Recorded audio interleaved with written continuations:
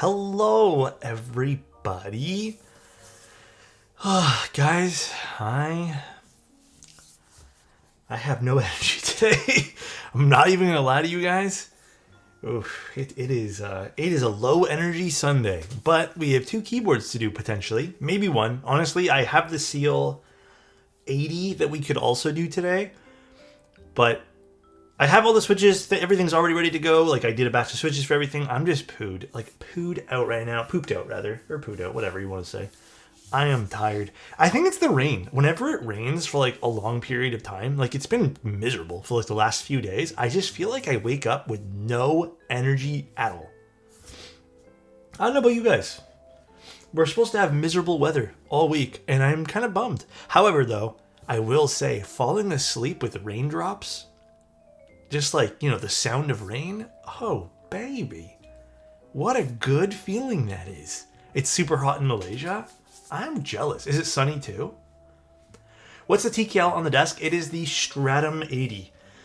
I'm a little bit bummed. Can I tell you guys about a sad story that just happened today?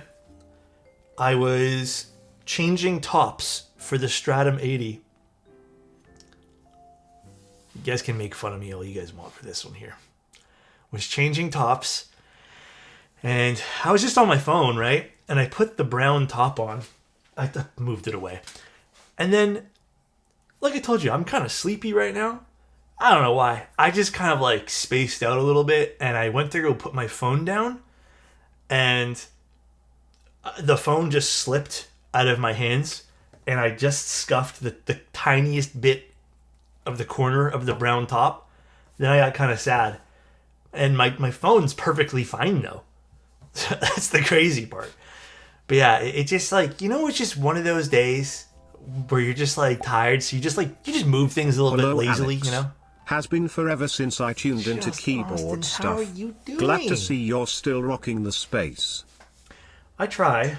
I feel like maybe I'll get replaced one day. But I try. We try to be here. Rip, it's ruined. Better bin it. It's my bin. You want me to just bin it in your... Yeah, okay, I'll put it in your bin. I got you, brother. I dropped my Neo 80 once. A switch and keycap fell off. That's it? No other damage? I'm so bummed. I legitimately can't stop staring at this keyboard. An AI Alex? No, never. Never by AI. Maybe by other people. Just, down the road. It just, honestly, I don't know what top I like more. I'm starting to actually vibe with this top more. But yeah, dude, this keyboard's so pretty, dude. It has such a good look. Admittedly, I'm a little bummed, that like the price point is a bit higher. But for what it's worth, like for the premium boards that have come out recently, I think this is the best of all the premium stuff that's come out. I don't know why I put that in quotations. Wait, why chat coming in double? I think it's just you. My chat's fine. Is your chat fine, guys? Yeah, no ISO's a little weird. At least they give us step caps lock now with the newest PCB. They did say they're going to explore possibly doing a solderable PCB, though. So, a wireless design would be fun. I am actually not the biggest into wireless keyboards personally, but a wireless one could be cool. Yeah, it is really nice. I have to admit. 7U spacebar on this. I mean, dude, this thing looks fantastic. It's a good looking board. Very, very, very, very good looking keyboard. Weesh. How are you doing? Clap, clap, clap, clap your feet. Thank you, man. Kip, thank you so much for the tier 1. Thanks, guys. 42 months with LA. Love you. I love you more, brother. I'd love this in a 60 design. 42 months with LA. This would be love sick you. in a 60. I hope enough people end up supporting this project. That way a 60 is definitely doable in the future. But it is so cool. Love this keyboard. It's probably going to be on my desk for a little while, to be honest with you guys. Like, even outside of affiliation with novel keys and stuff, I love the look of stuff like this. And someone mentioned it, the desk pad underneath. This is a suede desk pad from Wired In. It is gorgeous, but it is a little tad pricey for what it's worth. It also doesn't really isolate the keyboard very well from the desk, so honestly didn't know what to do with myself when you didn't stream yesterday. Aw, I'm flattered you'd even say that. Dude, yesterday, let me tell you, yesterday we did some family stuff, and you know, we have like nephews and nieces and stuff that are getting, you know, a little older now, and man, the energy they have as kids is crazy. Can't keep up, brother. Playing Pokopia, I heard it's not even pronounced that way, with a cat lying next to me and Alex on stream. Chayo. That is the life. More so playing Pokopia, just chilling on a Sunday. Do you usually stream this much a week? No. This is not a usual thing, I would say. I usually try to stream 4 days a week, because 4 days is actually doable with all the preparation and communication and stuff. But this week here is just because I think there's just been a lot of last minute projects. So we'll see. We'll see. Do you lube every set of switches you use? Almost just about every switch, yes. There are some that I feel like I don't need to. Like, I would say the majority of HMX switches, if I'm just using them on stream, it's fine. However, I always encourage everybody. There's, again, some cases I say, you know, pass on it. I think just about every pack of switches usually needs to at least be like double checked by its owner. That's it. Like I typically recommend just open everything up, make sure you feel like everything's smooth.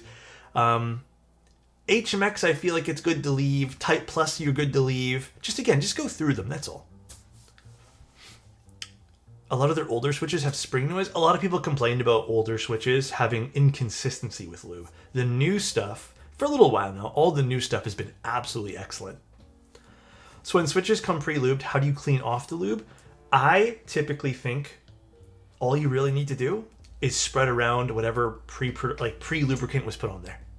I think that's totally fine. And if you want to add a little bit of more, just add a little 205. I used to clean them all off. And then at one point I'm like, why am I doing all this extra work? And then I just decided to just lube on top. So anything new planned with Type Plus switches? There was the Peacock switches. I don't know about any other new projects they might have right now. I guess we have to kind of wait and see. But yeah.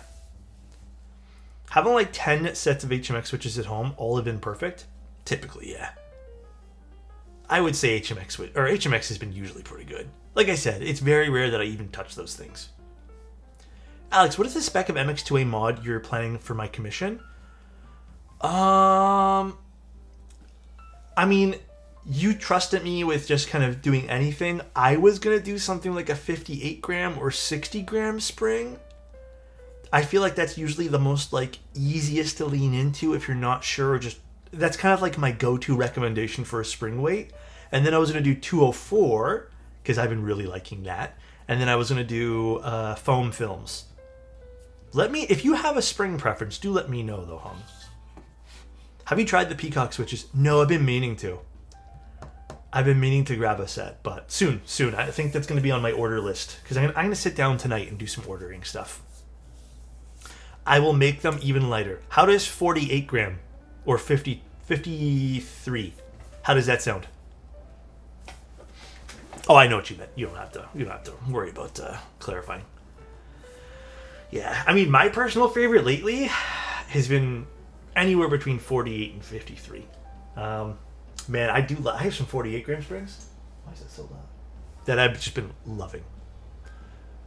Dude, the Stratum has been great. I think it's a lovely keyboard.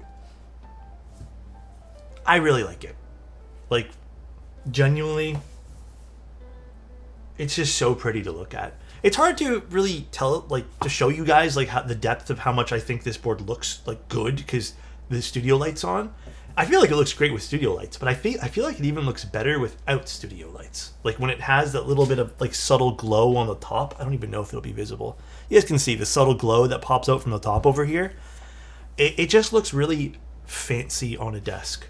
It looks like a very fancy architectural, like, version of a keyboard.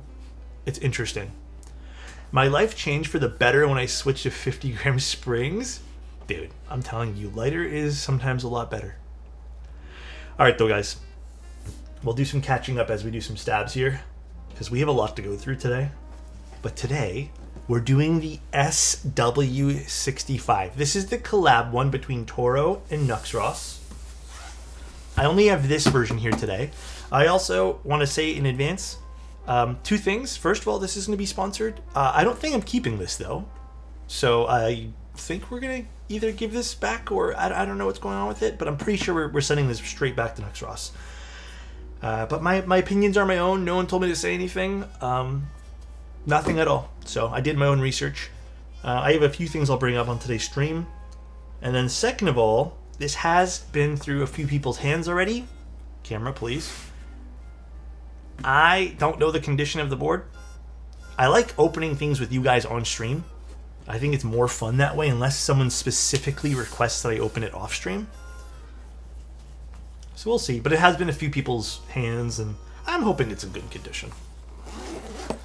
SW name it misleading. I go straight to swag keys.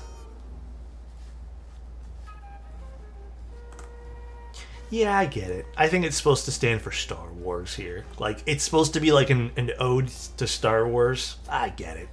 I get it. Hi, Alert. How you doing? But yeah, this board here. Now, I think they have the board on the... If you guys want to look at some of the interest check, or I guess the raffle form, it's in Australian dollars. But I think it ends up being around... Again, I feel like this depends on what you end up going with for like your conversion rate here, but I think it ends up being around 500 USD. So we'll see. But there are going to be 50 units worldwide in light and shadow, and then I believe there's there's separate units for China. So I think it's worldwide minus China. But yeah, pretty cool. Around 500 USD. Yeah, in and around. Again, you're going to probably have some conversion ups and downs there, so I don't know where the dollar's at the moment.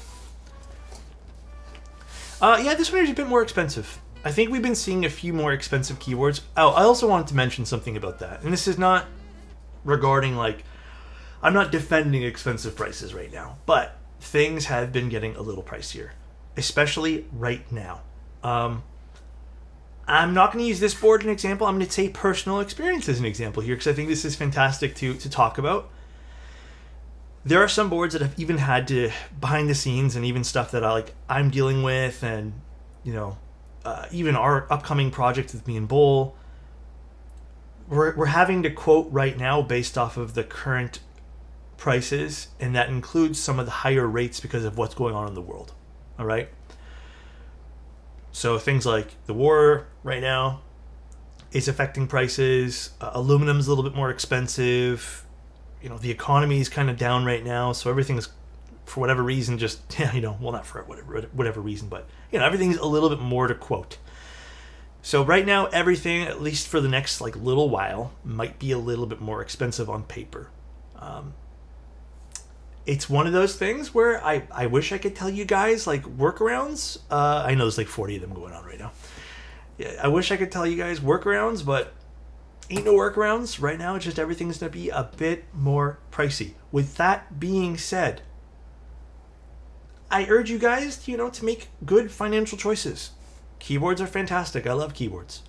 But, just make good financial choices. Whether that's maybe saving up for a board you really want, opposed to just kind of willy-nilly buying everything. Making sure you guys have enough money set aside to cover the board times whatever cost it is, 3 times rule like we always talk about. But yeah, just make sure you guys are being realistic with spending habits. That's it. That is all. So again, I don't want to blame this particular keyboard. I don't want to blame the Stratum. I don't want to blame anything else expensive, like the Hope. Whatever's been going on right now, there's just more expensive prices. No one can, unless you're doing humongous MOQs, you're not really escaping some of these prices. I've heard the gaskets add some form of tactility. How does that work in terms of type feel? I wouldn't say the gaskets add tactility, but the gaskets add a layer of I mean, maybe they are a bit more like a tactile gasket. You can really put them in and feel them almost immediately. The gaskets are very unique with the Stratum. I would say like one of the more interesting gasket features I've seen in a long time. The SW65 is low quantity. Wouldn't you have to sell this higher due to this? Wait, sorry. The S65 is low quantity. Wouldn't you have to sell higher due to this? You mean like... Sorry, what do you mean by that, Drew? So copper cubes would go up due to raw materials? I mean, right now, if you're quoting for right now... I mean, I think that for this board here, and we'll take a look at it, I think 500 USD is like fair for today's market value of keyboards and like what I'm expecting. I think today we can even have a really interesting conversation about like what goes into an expensive board outside of like your costs for R&D and, you know, prototyping and stuff. But yeah, this is a raffle board, and it does have a, I don't want to say theme around it because it's very much themed after Stormtroopers and Darth Vader, but it's themed after Star Wars, loosely, non-loosely, whatever it is. Alright, so we have our plate and PCB here. Very interesting plate. Lots of little relief cuts everywhere. Interesting spacebar over here too. Alex, practice hiding the keyboard as quick as possible in case Disney pops in. Will do. Hi, Adam. How you doing? Thanks for 32 months. Yeah, nice mounting points. I like a leaf spring gasket. I really, really do. It does remind me of Kohaku gasket placements a little bit, although I think Kohaku has one more placement underneath the spacebar.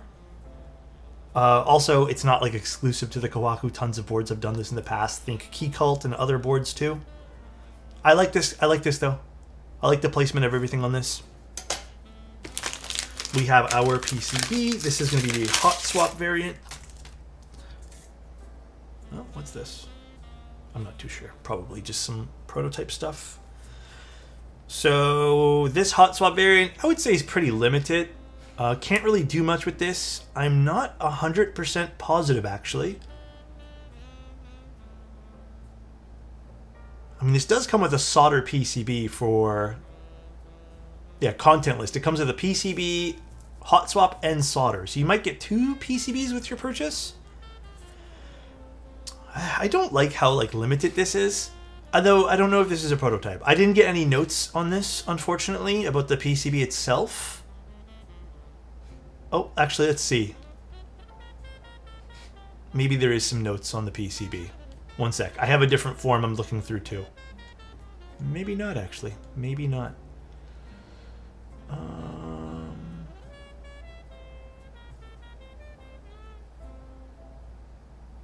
I'm not too sure. I'd have to get clarification on that, guys. Maybe if Nuxross is watching, he can let us know. I'm not 100% positive if there'll be more hot swap options. And I'd also like to see if Nuxross can show us what's included with the solder version of this. I think that'd be very good for this purchase as well. Let people know what they're buying. I hope there's some extra options on this guy. Step caps, 7U, and split backspace is coming in production. Okay. If that's the case, then that's fine. Alright. And then this does come with like a special cloth. I don't know how much important that is to you guys. And then this is the black version. There are 2 versions. One's going to be, again, loosely based off of Darth Vader, and the other one's based off of Stormtrooper.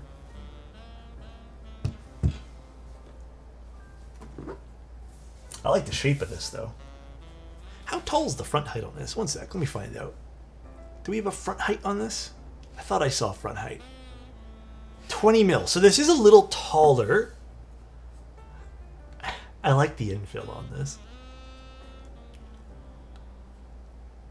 I do like this. This is a cute little touch. Yeah, I am assuming it's like a loose thing based off of that. I'm not too sure. I mean, this is cool. I like this. Very cool look overall. For those who might not particularly love something 20 mil though, front height, maybe this is a pass, but... And then we have the bottom weight. Sorry, I already put my grubby little fingers all over this. But this is the bottom weight here. Let me actually get a better like angled view on this to show you guys.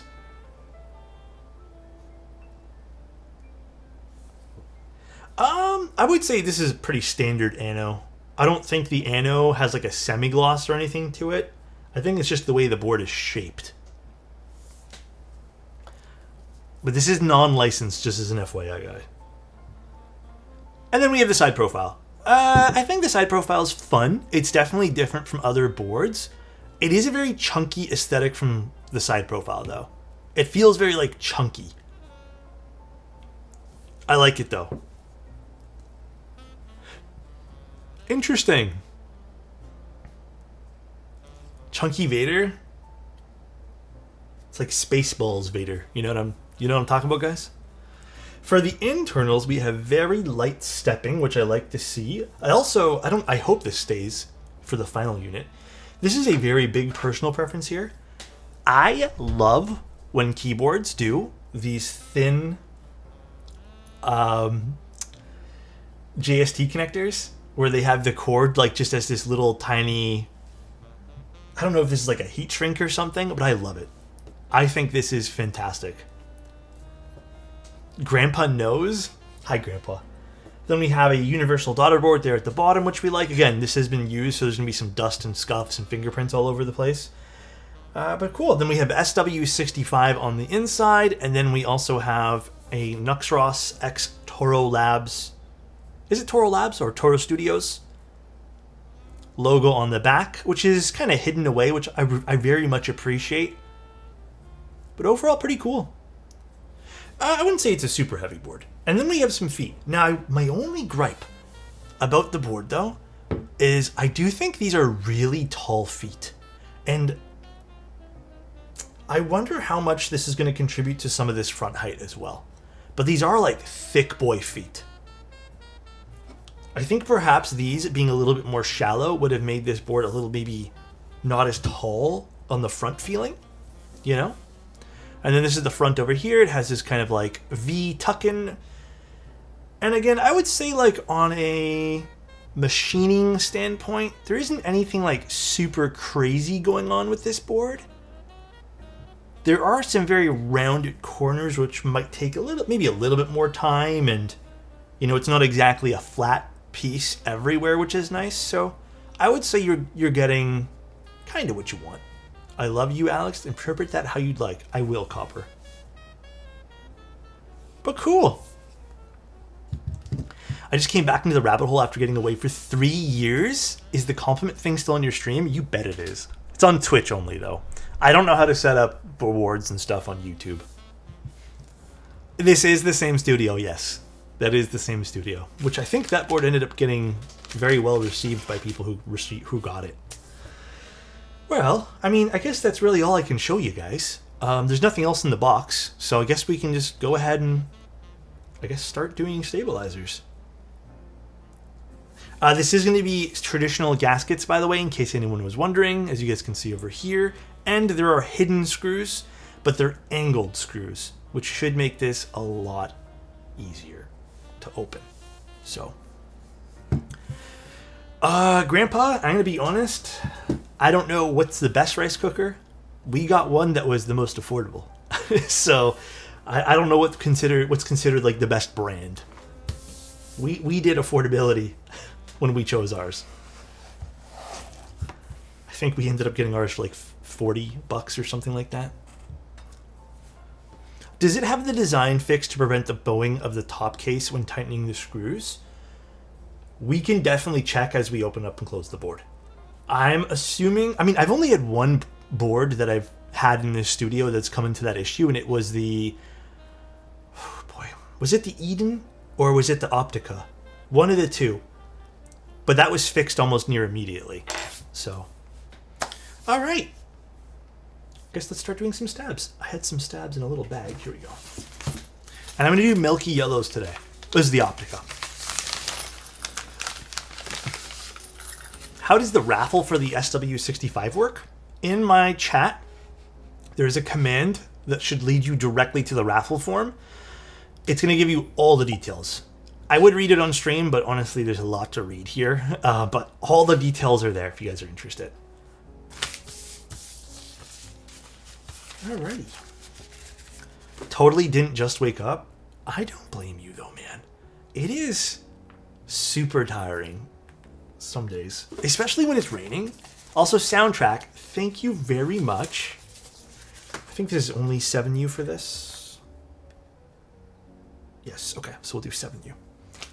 It's not in the build command? What the? Hold on a second.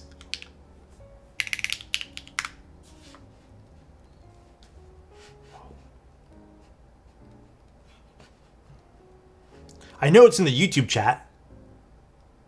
Oh, dude, I think you know what I did then? I made a boo-boo. Did I put... I put the command under exclamation point chat build. My bad. I'll switch the command to normal build. My bad, my bad. I don't even know what chat build was. I don't even know what I was thinking. I think I just typed in a new thing. Who knows? My bad, guys. It's under both now. Chat build and build. I don't know what the fuck chat build is. Don't ask me. What is this guy doing? To Alex build. Oh my god. Alex, I think you did a review on the archetype Minerva a long time ago and just bought a B-Stock Heritage Edition and was wondering what plate you'd recommend. I like the aluminum plate, and I would say, because I rebuilt that recently, within the last 6 months, you gotta try Milky Yellows in that keyboard. They are insane in that board, dude. Insane. Try it. Trust me. They sound so good. Let's grab my brush. Professional streamer, by the way. I try. Hey, man. At least we have fun here, right? I think. Do we have fun? I'm hoping we do. Yesterday was nice, though, man. Yesterday morning, we ran out to... I think we just went to the... What did we do? The grocery store? Yeah, we went to the grocery store, and I went to go drop off some packages, right? And then we passed a thrift store, and I went into the thrift store. And usually I check the records there because they're only $2.99 each. And honestly, they never have anything good. Today, though, or yesterday, though, they had Dean Martin. One of the records was in pristine condition, just very dirty. And then the other one was... I can tell there was some scuffs and scratches, but also very dirty. I cleaned both because I got both of them. Yeah, one of them skips a little bit here and there, but honestly, for $3, like it's just like 1 or 2 songs. Fantastic, dude. Super happy. No, I always check keyboard stuff. I always check. What record player do I have? It's the Project Evo. Nice to see you live stream. How you doing, May? Did I put this in the right spot? Oh, this is one of these ones where I got to pay attention to. Okay, hold on. This is a bag of Type Plus. Like, this is an older bag of Type Plus that I had, so I got to figure out which one goes where. Bear with me, guys. Yeah, that's right. Okay, put a little bit more lip on this. But yeah, it was cool making a find like that finally. All right. I think the agar will benefit from solder. I think the agar would be in a good spot if you end up going with solder, for sure. I'm in agreeance.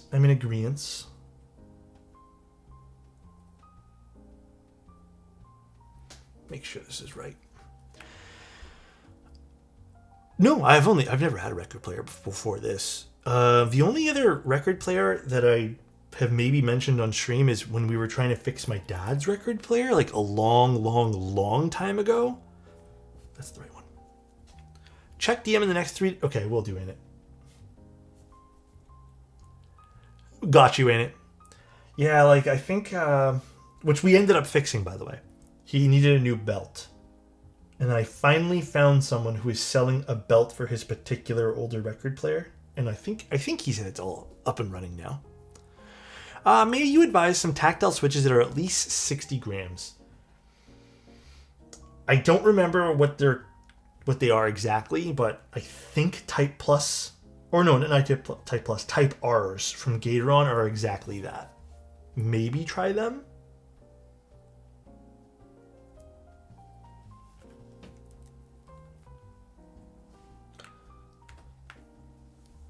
I noticed you grabbed the dark green one. Looks so nice. I have the same one. Dude, the dark green one is so nice, Dart. Honestly, you know why? What really drew me to that one there too, Dart? A, because they were on sale. And B because I've grown to really despise heavy branding on things that sit around my place. Like, I just hate looking at logos of everything everywhere. And a lot of the other brands had tons of logos everywhere, dude. Is Anit mod? Yeah, Anit's mod. He is mod. He got promoted. Alex leaked new Type Plus switches. I wish there was some to leak. I would leak in a heartbeat. It sounds weird out of context.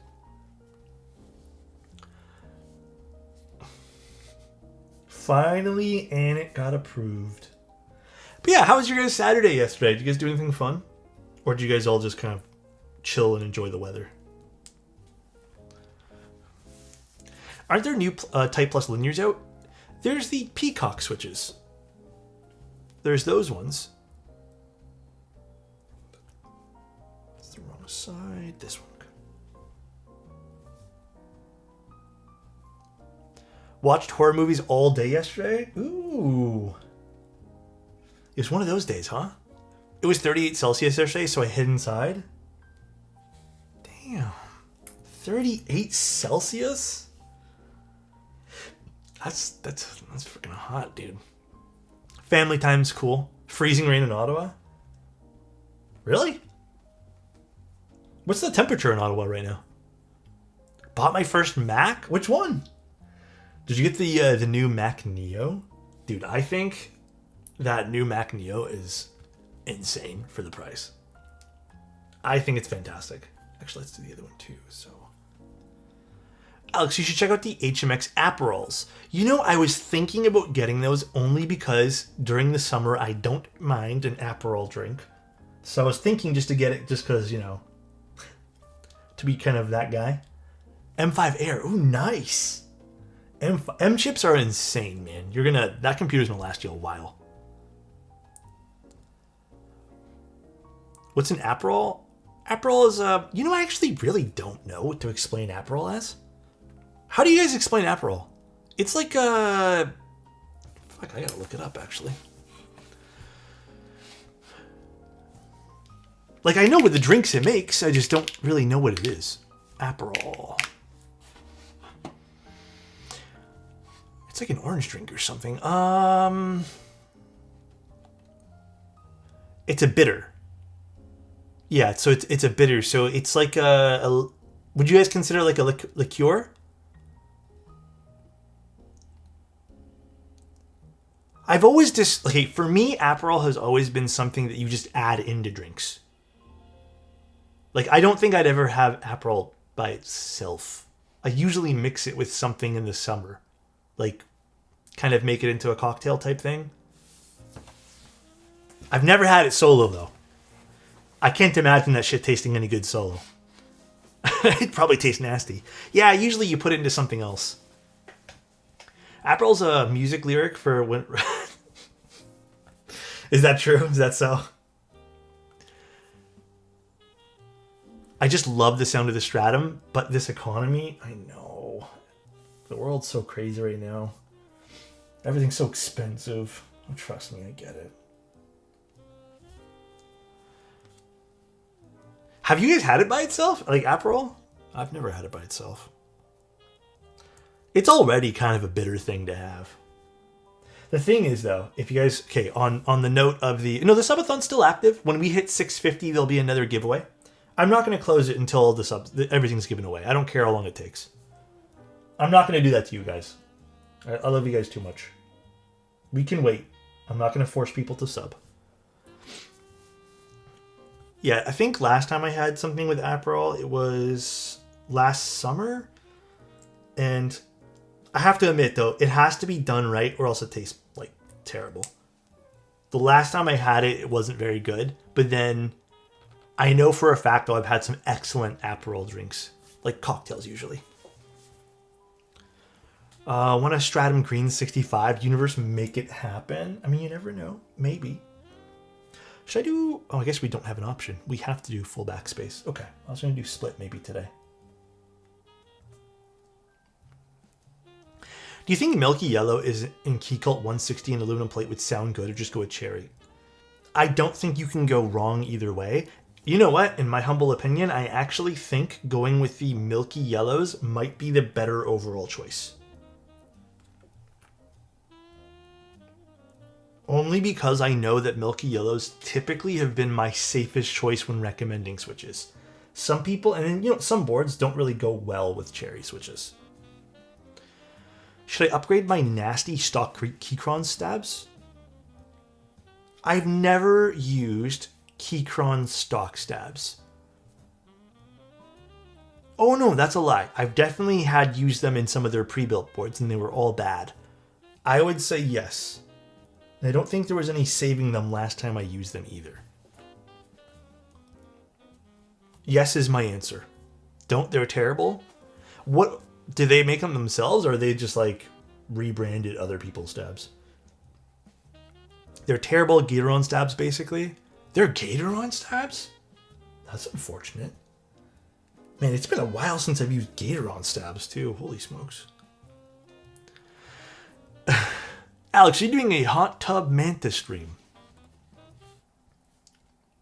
If I had a hot tub, oh, I'd definitely do it. But I ain't got a hot tub. I don't got one of those. Snap, can you recommend me some 60%? I saw the ARC 60 here on a local market for $215 built. My budget is $200 to $250. 1000%. Please take a look at the Neo Core series. I like that for 60s, or the Agar. Or you can also wait for the new Tofu, because I think that should be in stock soon-ish. The Tofu 60 3.0. In this economy, dude, that's a cop-out. Where am I going to go with my live stream equipment to go in a hot tub and then build a keyboard? Where am I going to go? Living room inflatable rubble pool manta? I think you guys overestimate how big of a space I'm in, all right? Let me tell you guys right now, even if I had an inflatable pool, the place we live in is narrow. And I think our place, not including the basement, is 900 square feet. So nice. So I don't know where I'm putting anything for any of this. I don't have the space for that, man. As you guys said before, in this economy, ain't no way. Thank you, Shiny. Appreciate the prime. Thank you, thank you. Bruh. Oh my gosh. Think of the subs. I have some other fun stuff we'll do for Manta stuff.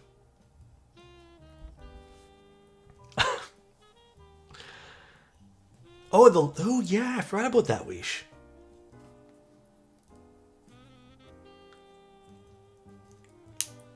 Right. Underwear tier list. Can you read my previous comment? Remember that one time that it told me to read his previous comment? Alexa? What about it? What is it, ain't it?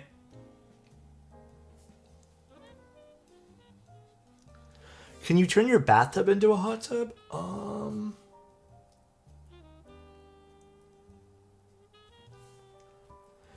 Is that possible? I don't think so, right? Isn't a hot tub continuously heated though? How do I, even if I had like a pool thingy, how do I make that? Oh my god. Adam, can you ban it, please? This guy. Alex, to enter the giveaway, do you have to be subbed? No. If there's a streamer, whoever tells you need to be subbed to enter giveaways, that they can't do that. That's gambling. And I'm pretty sure in the States it's the same thing, but here in Canada as well, it's considered a form of gambling, which you can't do. Modded my first batch of switches nearly 3 years into the hobby. Did a horrible job, but hey, it's mine. You know what? And you should be proud. That's all that matters. You had a good time doing that, I bet. It's a learning experience. That was banned a long time ago on Twitch too. Yeah, there are still some people who skirt around the rules. just like there are people who skirt around the mentioning things are sponsored rules. It happens a lot, which is unfortunate. But yeah, you know, just try to be diligent. Try to like know what you're getting into with all those type of things. Because more than likely, if someone's doing sub-only giveaways, probably a scam, honestly. Alex, is next week also a crazy week? Yeah, I'm going to be honest with you guys. I'm a little bit nervous to do another crazy week of streaming. Because I actually got nothing other than streaming done this week. Not that I'm complaining, because that is the most fun part about what I do. But like, I kind of have this sense of I'm behind on everything now, and I hate that. Like, you know, when that gut feeling where you're like, you shouldn't feel behind, but you do feel behind. It's kind of where I'm at right now, and it's kind of a sinking feeling. Mod only giveaways. Oh my gosh. That's how it works. That's how work is. Yeah. Make sure you take some time for yourself. I'm gonna try to later today. Gonna just maybe sit down and play Pokemon Unbound for a little bit. Have you ordered some XVX Whispers? I will be doing content on them very, very soon, I hope. But soon. Alex, I almost gambled yesterday. Can you please tell me to use my money on Slay the Spire 2? Listen, I'm not going to tell anyone what to do with their money. However, if there's two things in this world that I will tell you guys to try your best to avoid, it is three things. It is spending money at the casino or gambling. I'm not really a gambling guy, all right? I think gambling is a slippery slope. Obviously, there are people who can do it responsibly, but gambling is a slippery slope. Not a big fan.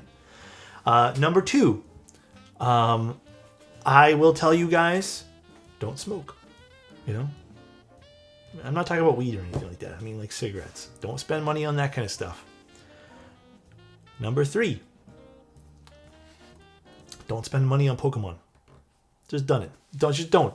We're over it. Nintendo, those are the three things in life. We're done. I had someone argue with me. Oh, dude, I gotta tell you guys about this. Someone was arguing with me about, the other day, and it's not the first time I've said this, where I told you guys I'm not spending money on anything Nintendo related for a long time. Someone argued with me saying that Nintendo is basically they were being dead serious in this conversation. They were comparing Nintendo to potentially going out of business like Sega if they don't charge $100 a game. And they said that's just the new going rate. And I was trying, am I getting rage baited right now? I was like, because I don't understand if this person understands how much Nintendo profits and is worth. But no, they were being so fucking serious. They were pulling up examples. It was just too much for a rage bait, to the point where I had to back out of the conversation. Because at least with a rage bait, at the end of the day, I can shake my head and be like, I just got. They weren't, bro. Nintendo with their theme parks and movies and game franchises. Yeah, and Pokemon. One of the most expensive things in the market right now. Was the green keyboard you had on the desk the other day the Stratum? Yep, and this is also the Stratum. I just switched the tops. No, unfortunately, he was not joking. He legitimately basically told me that he's tired of people saying Nintendo is a waste of money because Nintendo basically... there was so much to this argument, dude. It was a long conversation I had with them.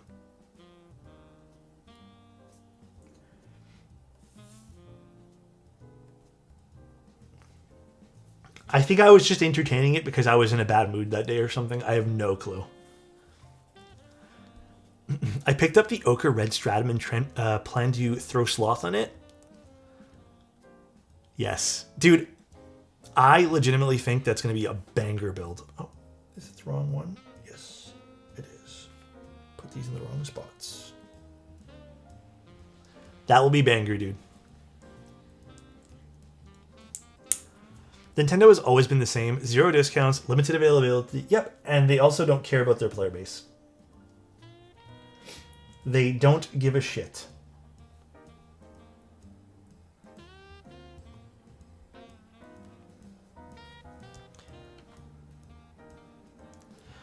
You previously said Milky Yellow and Alu from Minerva, right? What about MX Blacks or Browns? So I had MX Blacks in it for a little bit too, Niku, and honestly, I didn't love it. And that's why I never really used the board much. I don't know why, I just didn't like it. I didn't try Browns, though. But yeah, the Milky Yellows like made the board pop. Like, it sounds insane now. Nintendo sent people to an emulator developer's house in Brazil. Yeah, and what's crazy is, like, Nintendo will do that, right? And then never ever make money off of selling their games from the past and just want you to spend money on other people profiting off of scalping the game cartridges. And then people are like, hey, Nintendo, like, we really want this game, though. Can you just release it for whatever money and then we can buy it again? And Nintendo's like, nah. We got some shit-ass Kirby game coming out, though, in like 4 months that will sell you for $130. How about that? But we won't release anything else that we've made in the past that people have been asking us for. How about that? Sorry, I didn't mean to offend anyone who likes Kirby games. I just had a bad experience with one of their Kirby games like 2 years ago, so I just didn't like it. It wasn't that fun. It's like $90, and then they try to sell you on special editions, which have like a fucking different color character you get to play, with different clothes or something. And then they give you like, that's the special edition, $130. I didn't enjoy the Kirby games when I was buying them. Tears of the Kingdom was a $100 masterpiece. I think, can I be honest? For me, the best Zelda games I have played were not the more recent ones. I've played all the new ones as well. I still think the most fun I had in any Zelda game is Wind Waker. I loved Wind Waker. Ocarina of Time was good. Majora's Mask was fantastic as well. But I just loved Wind Waker. It was fantastic. I, like Breath of the Wild and stuff like that. Was it Breath of the Wild? Yeah, that's the semi-new one. Like the one before the Tears of the Kingdom. They're okay. But yeah, Wind Waker was fantastic. Ocarina of Time, fantastic. Majora's Mask was great. Breath of the Wild's okay. Like, I enjoyed Breath of the Wild, but not as much as I enjoyed the other ones. I think Breath of the Wild, I was annoyed because, and this is my hot take, I paid good money for my Switch, and the game was also really expensive. And like, listen, I know this is not the end of the world, and I know this is not the be-all and end-all of video games. I think when I spend that much, I'm expecting a little bit more, like, graphic-wise even. Like, the graphics in Breath of the Wild, again, maybe my own take here. I just thought they were kind of like, even at the time, like, they're just shit. Like, I just didn't like them. Like, I don't know why. I personally did not think it was that good looking of a game. I thought it was just all right. So, I do agree, like, the environments, they had all good concepts. Everything was good conceptually. I just think that it was, obviously completely throttled by the power of the Switch. So, and I don't blame them for that, because, like, the developers, I guess, I'm sure they had the constraints of having to make the damn thing run on the stupid-ass Switch, but yeah, that's kind of my hot take there. I don't know. I'm probably very wrong on this, and people are going to disagree with me. Because I know there's tons of games that have basically, like, taken the art style from Breath of the Wild and made it a whole thing now, but Bro wants 4K hyper-realistic graphics? No, because here's my take. When I look at Wind Waker, like, if I pull up Wind Waker, for example, Wind Waker, I feel like, had a cool art style and didn't need to have the super duper graphic power. And then I look at Breath of the Wild and I think it kind of looks like It kind of looks like desaturated everywhere. Like it didn't, to me, it wasn't my thing. Like it wasn't super duper great. It wasn't for me.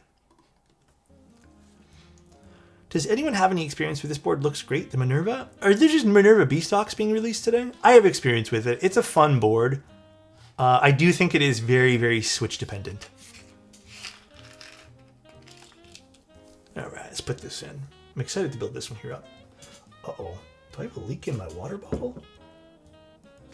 One sec, guys. My water bottle is leaking a little bit. One sec.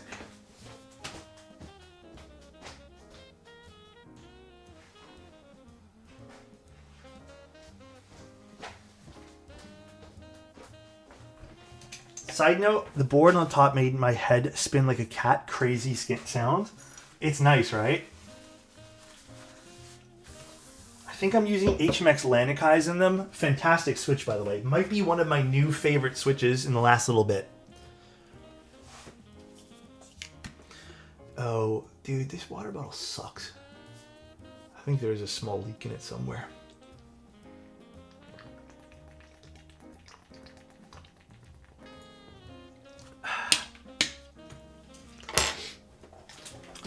Ooh. All right. Screw these in now. Alex, you dropped a single drop on the PCB somewhere?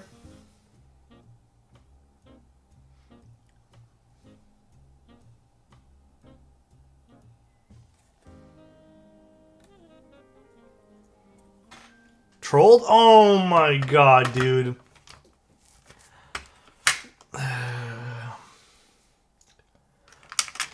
I'm not listening to AMD for the rest of the stream.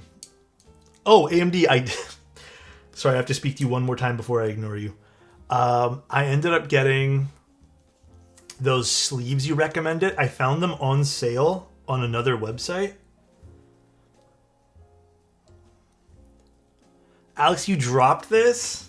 You're too kind. You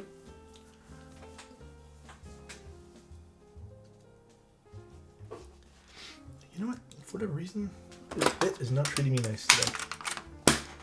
What were those keycaps called that were popular, like grayish and had different second colors, like blue or red, like Korean or Japanese? Oh man, I feel like there's a lot of switches like that, or keycaps like that. What is going on today with this screw?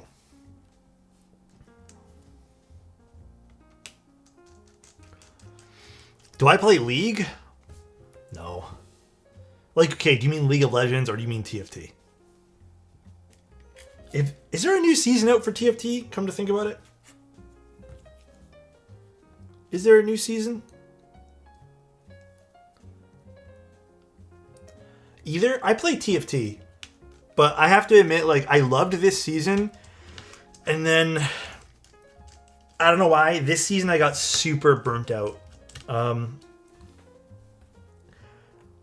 It's weird. This season started off fantastic where I was like, yeah, I really enjoy this. I've been playing. And usually I stick to the season for a while. I was just, okay, I don't know what it was. This season, I was just getting my ass handed to me. And then I sort of realized there were some stupidly overpowered comps.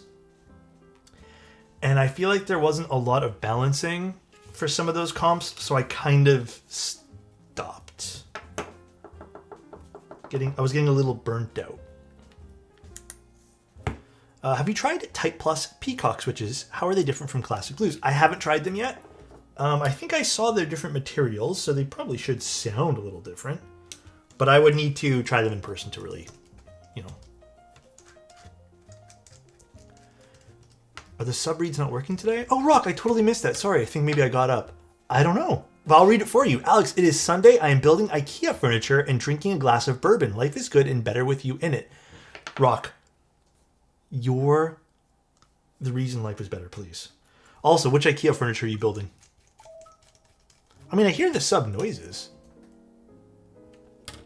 I'm not too sure what's going on. Sometimes the TTS just stops working, guys. I don't know what it is. I'll take a look after stream. Might have to reset the whole thing. Or you know what? Let me just try to reset it now, maybe. Alert box. So nice. Wow. No, it's working. I don't know why. Thank you, AMD. Which IKEA furniture are you building, though? I have a love-hate relationship with building IKEA furniture, but I feel like we all do. The accentuated B from your previous stream on your current keyboard was such a nice touch. Should I put it back? God damn, dude. Korg, thank you very much for 2 tier 1s. I think IKEA furniture build days are fun when you have nothing else planned for the day. Because that way there you don't have to feel rushed when you build all that stuff, you know. Alex, why aren't you rocking the alexotos t-shirt? All my stuff's in the laundry basket right now. So I'm rocking my Omni-type shirt today. But yeah, everything's in the laundry basket.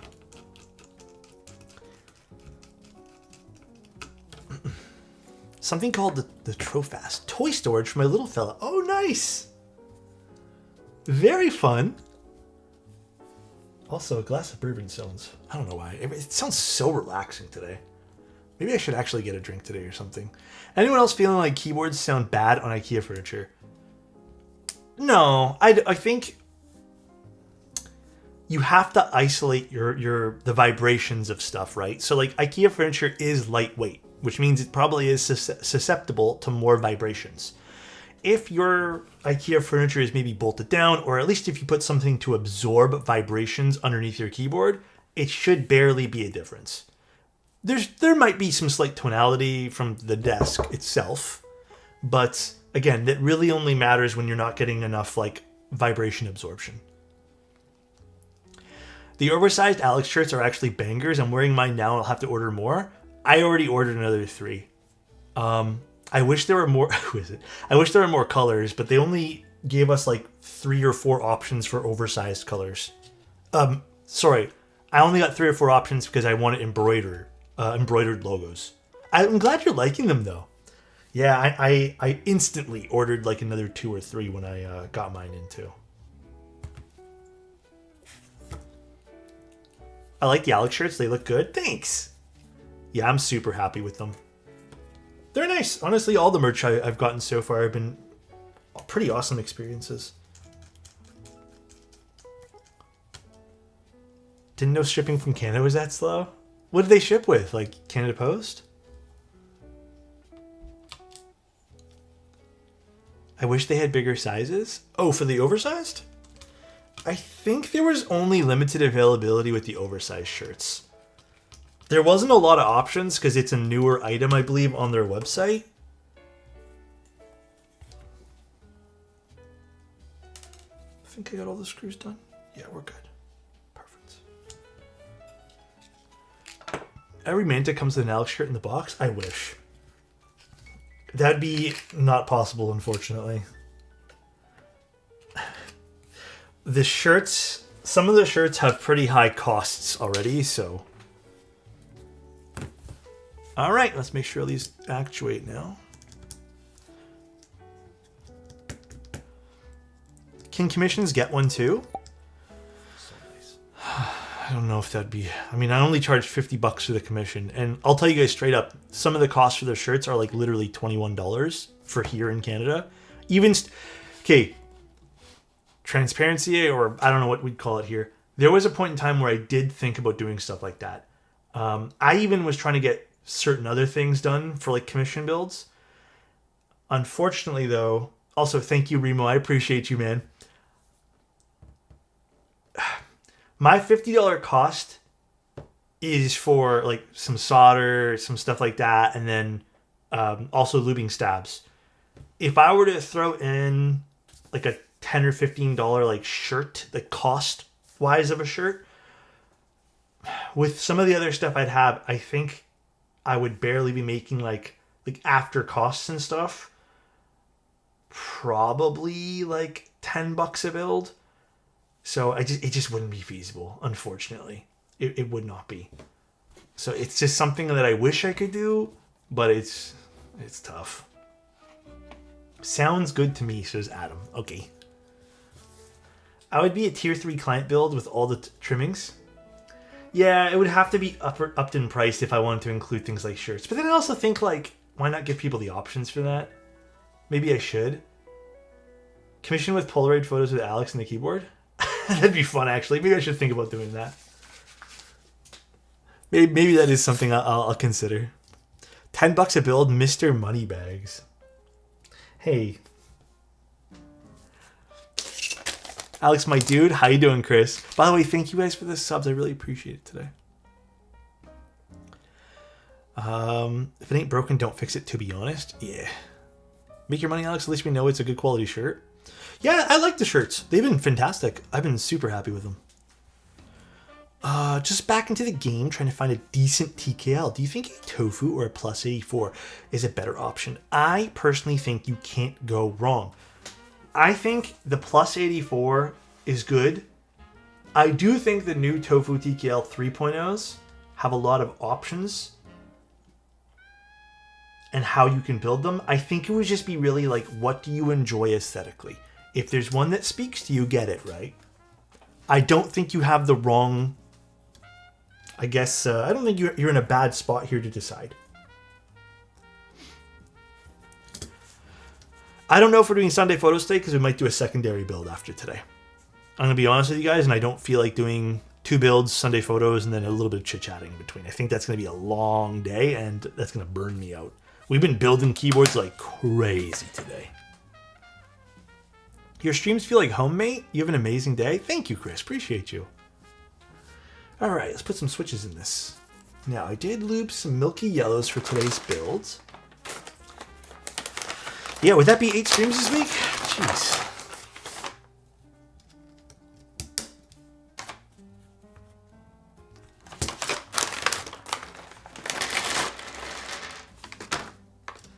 Milky yellows today. Well, it's a second build that I'm probably not gonna... I don't know how to word this. It's not going to be like a... It's going to be a continuation of the Seal 80, basically. Because the Seal 80 we did was polycarbonate, and honestly, it was just okay. So, and you guys can thank Unikeys for this. Unikeys reached out and was like, hey, we saw that it was just okay. Do you want to try it in all aluminum? And then he got it all coordinated, where he sent over an aluminum one. So we're going to do a continuation because I really like the visual aesthetic of the Seal 80. I just didn't love the sound that we got out of it. Like, it was an okay sound profile. And I'm just glad that we get to try it again with an aluminum build. I think it's going to shine in alu. I think I lubed enough switches for this. I hope I did. I lubed whatever ones I had left of these. To be honest, I would Neo 80 over the Tofu or the Plus 84. I don't disagree with the sentiment that the Neo 80 is a great board. I personally think, out of all 3 of those, like, my choice is going to be the Tofu. I love the way the Tofu TKL looks. But they're all good looking boards and they all sound great too. Can't go wrong. Sublime, thank you so much for using your Prime here. Love you. Thank you. Thank you. That's exciting. I like the look of the Seal, but was really underwhelmed by the first build. Yeah, we're going to do, like I said, we're going to do another one. Because I think, is the Seal out yet? I thought it was supposed to release this week.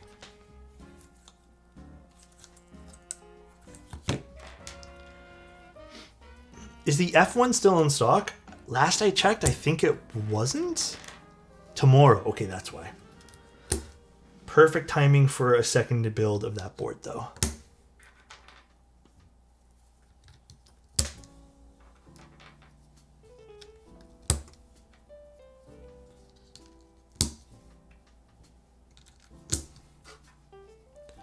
Do you have an idea of how much more expensive Manta Extra is going to be from Bowl?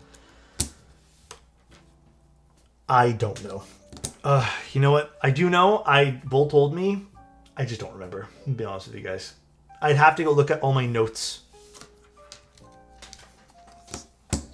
And it's not that I don't want to go run and do that right now. I just don't know where the notes are. It's somewhere on my computer somewhere in a file. Who knows? Plenty of burgundy and beige B-stock F1s. Oh, there's still B-stocks? Okay.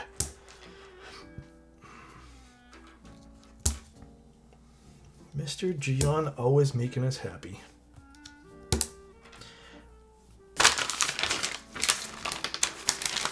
Hold on a second. I don't think this is enough switches. I should have lubed 67. Is this not? Yeah, there's 67. I thought 65% were like 68 keys or something like that. Missing 2? You know what? I'll just put 2 random keys on these. Doesn't really matter. I have some other milky yellows we can slap on here anyways.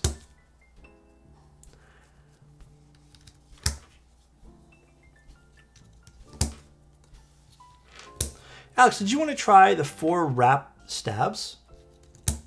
Who makes those again? I mean, I probably should try them soon, yeah. I'll probably just buy those, though. Oh, no, I'm, like, short a whole bunch. Hold on, I might have a few more of these then lying around. Let me go see. 1 second. My own fault. I miscounted. Maybe I miscounted I had 62. Maybe I just miscounted 5 overall. Are you going to get Botanical... Oh, the Botanica. Botanica. Which one's that one there? Which one's the Botanica? I'm just going to move these to the alphas. And I think I have extras from my other build that I did with these. Oh, the new Penguin build? I mean, I hope to get it in, but I don't know if I am. Dude, can I just say the Novelties spring cleaning sale is insane? Did you guys see the bundled things? The bundled prices for things, including the tea, well, especially the key cults, are wild. Hold on 1 sec, guys. Let me just get some switches. Where's that little bag of extras I had for this? Oh, right there. I see that. Perfect. I think the only difference, and don't hate me for this, is these. The ones I did today have a 53 gram spring, and my extra ones that I just, these are from a different build, have a 58 gram spring, but I'll put them on these. I guess I just miscounted it. My bad, guys. I'm not even really looking for one, but I priced out at 265 with keycaps and everything, and the price was ridiculously good. I also priced out one, and just to see like what it would come out to, and it was like $400 with quality keycaps, switches. Like I actually priced out Nixies. I was like shocked that everything came out to like $400.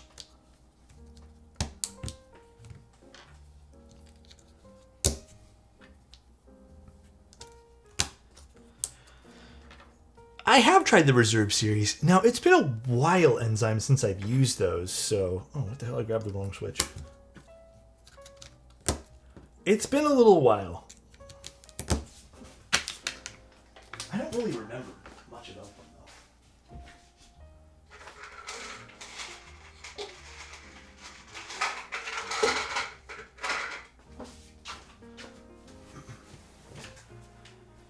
No, I haven't done any differences to the Stratum. Honestly, I'm keeping it the way it is because the switches I use, like, it's like music to my ears. I mean, here, we can listen to this again, guys, but...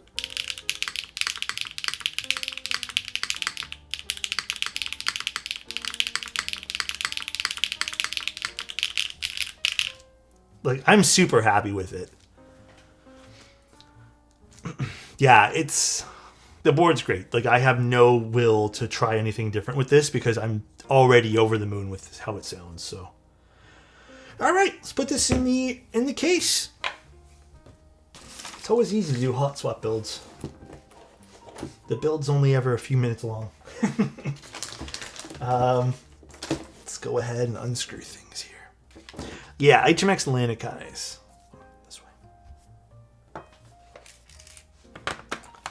I don't think I'll ever see Alex convert to TKLs as an absolute favorite layouts. No, I'm going to be honest. Yeah, I don't think TKL is still my go-to layout. I think my go-to, if I had to pick anything, is still going to be a 65 or a 60. At one point, it was a 75 because I thought 75s were, and I still think they're the best of both worlds. Like the width of a 65 almost.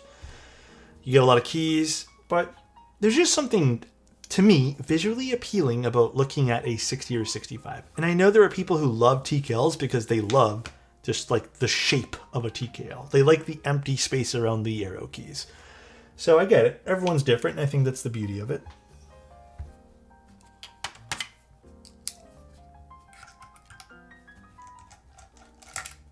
Magnetic screws? No.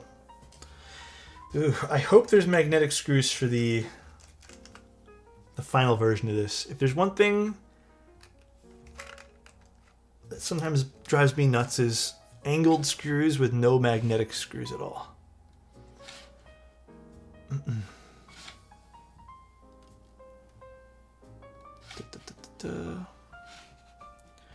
Oh, and by the way, it was confirmed that there are going to be step caps in split backspace.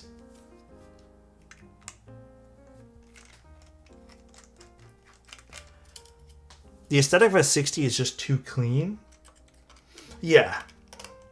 I'm on team it's very clean, so that's why I just love them. They're so nice. I've had 60, 65, and 70 with the TKL on the way, looking forward to it. Yeah, and I do, you know, if anything, I encourage you guys to like go to a meetup and try different layouts before you commit to one.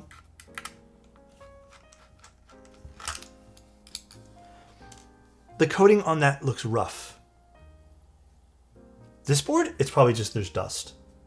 I have to admit though, I think I'm going to give props to the person who used this before me, and they know who they are. Every board I've gotten in that has been like, and this is, I feel like I'm throwing shade and I don't mean to, but I feel like I've gotten really unlucky with boards that have gone through like many people where I just kind of get, because I'm usually the last person to get things. If you guys didn't know, I've gotten like some pretty rough shaped things. This is very good. Everything was packaged nicely. So shout out to, I don't know if they want to expose themselves, but shout out to you, friend. Damn. Why would you be last? I'm in Canada. So it's usually easier to make the rounds in the States, and then I'm last.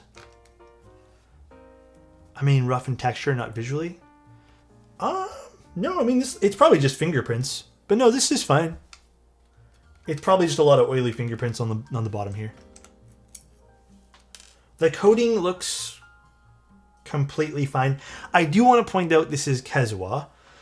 There's nothing wrong with Kazuha, but Kazuha sometimes I personally feel has had like iffy experiences with people. So use that knowledge for what it's worth. Ooh, I like the force brake pads in this. The enamel fillings look fine. I have no complaints about them. They look pretty good, actually. Alright, so there are some force brake stickers which have been applied to the board already. And we do have very light steppings on the inside here. If you guys want a close-up of the enamel fillings, there's a close-up there. I'm sorry if my fingernails look weird today. Like I said, I think it's pretty good. I have no complaints.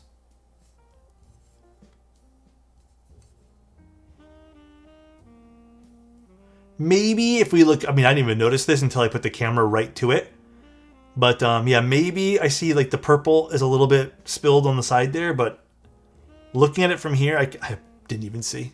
I have to go through the macro area of the camera. Thanks, Weesh. The colors are a bit strange for Star Wars Darth Vader theme. I have to go look up his suit colors now for the LEDs. I really don't remember. Dude, if they had done real LEDs for this, though, with those, that would have been sick. I got you, homie. This Weesh guy. Always so nice. So what's special about this board? Well, the collab unit is, like, themed around everyone's favorite Star Wars. Maybe I shouldn't say everyone's favorite. Now, anyone picking up this board, again, make sure the leaf springs are in good condition before you place things down. It's important.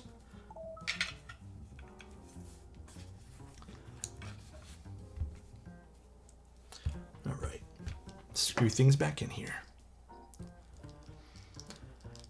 Didn't they say it was inspired by pilots? If they said it was inspired by pilots, then I don't know what to say. Sure, I suppose.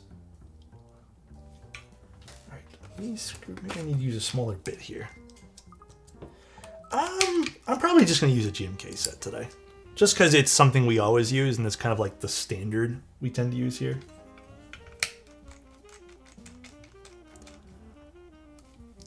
Did we ever get all the renders for Bauer 65 colorways? I don't know. I'd have to double check.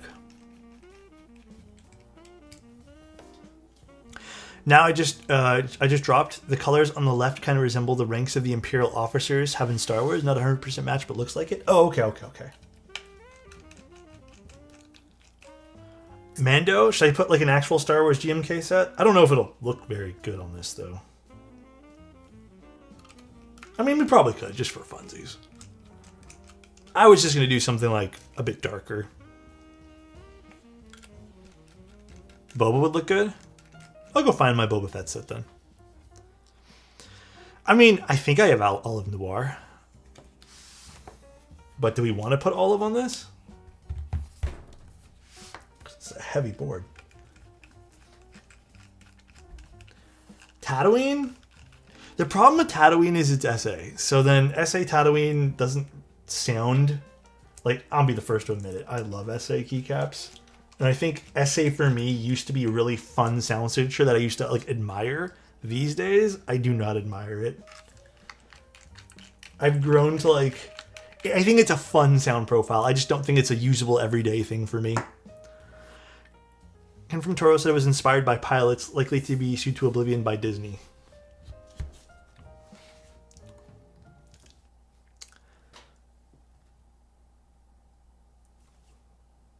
I don't know what to say to that. I mean, they can do whatever marketing speech they want. I don't know what to say.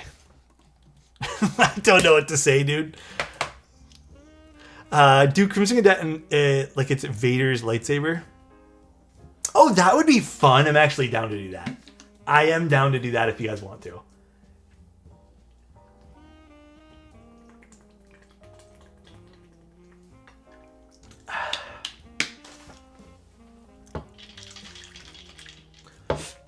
Yeah, let's do Crimson Cadet.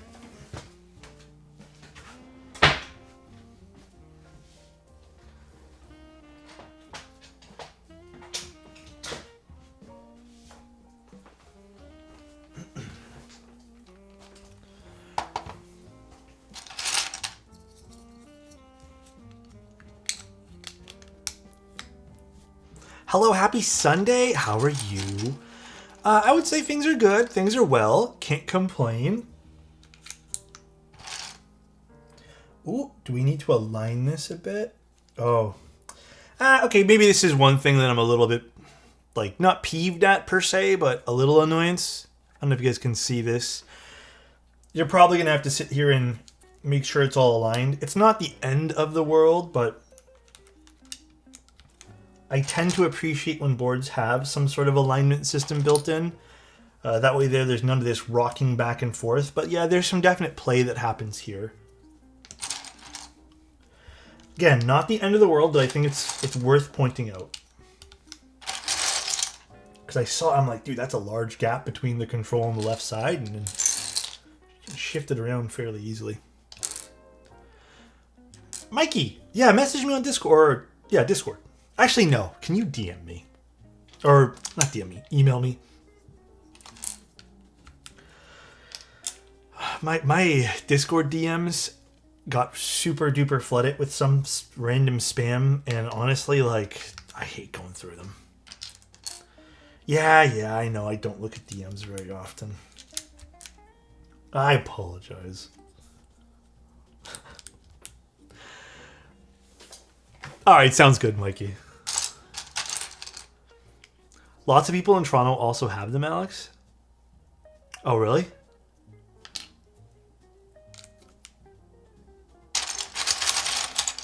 And it is the random spam. He can be. Delete. Also, hi, Elquan. Have I said hi to you today?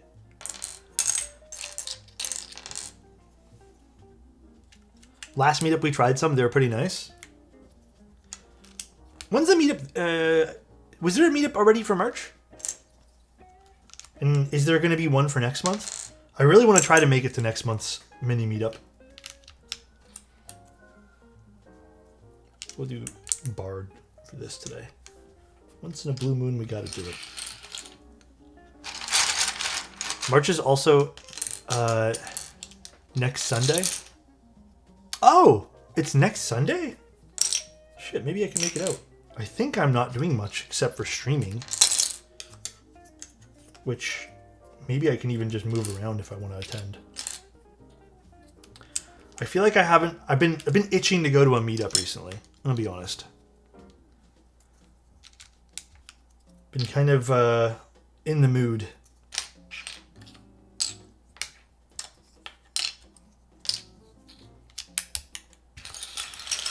I want to go to meetup too. Come, Elf1, come on. Ottawa meetup soonish. Is the Ottawa one a big one, or is that like a mini meet as well? Ottawa would be fun to go to, I'm not going to lie.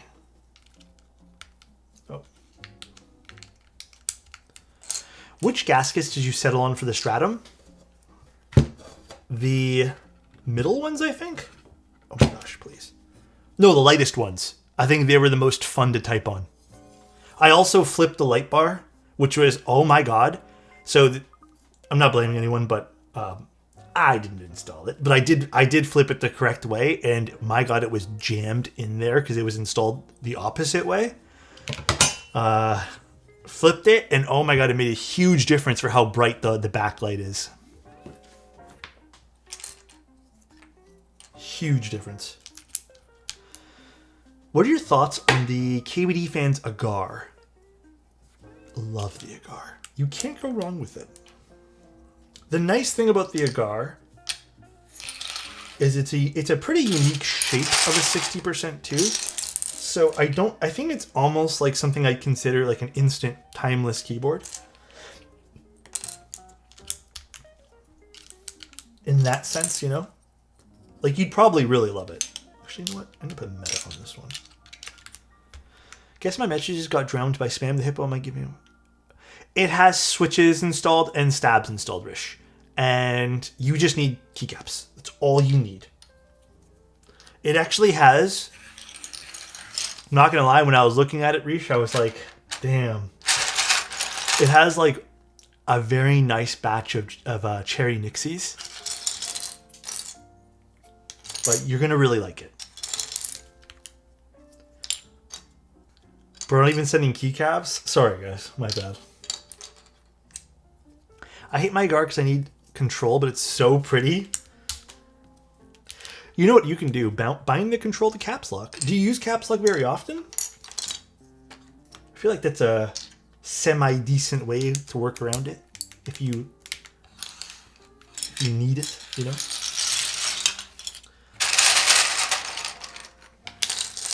Caps control is absolute best. I never use caps lock anymore. I leave the caps lock key here, but I actually bind it to other keys. Whatever I feel like I need to use for that week, I just bind it to that. It's very rare that I need to type in all caps lock. Very, very rare. Maybe when I'm shouting at a friend.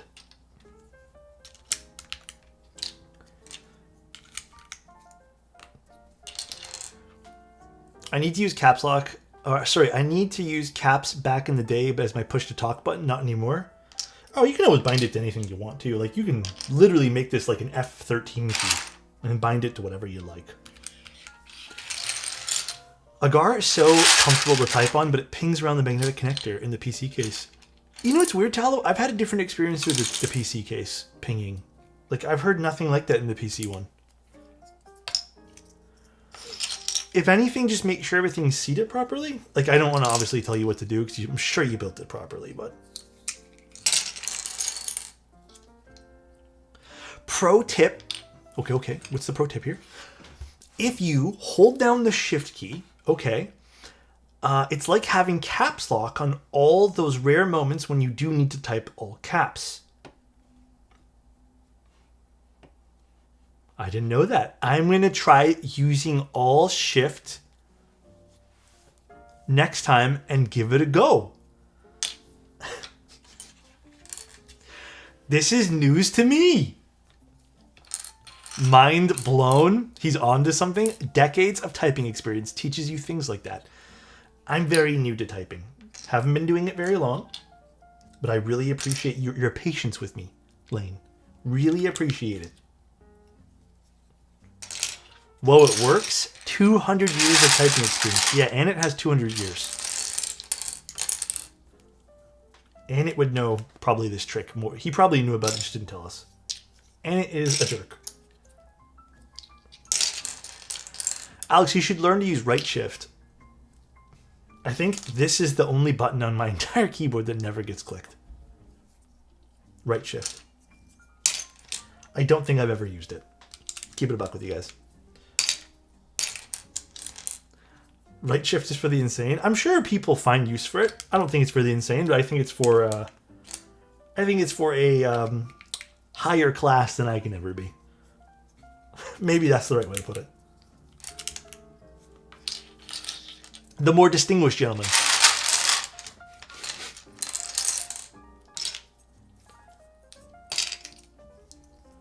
Tab. I turn on the force correct shift thing in monkey type, and now I use both correctly. What are you supposed to... Oh, I guess you're supposed to use this when you want it. Okay, I understand. Interesting. Doesn't really work for me because I type like this.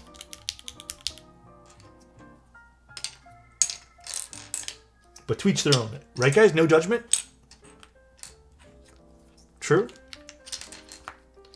I guess I could just do this, right?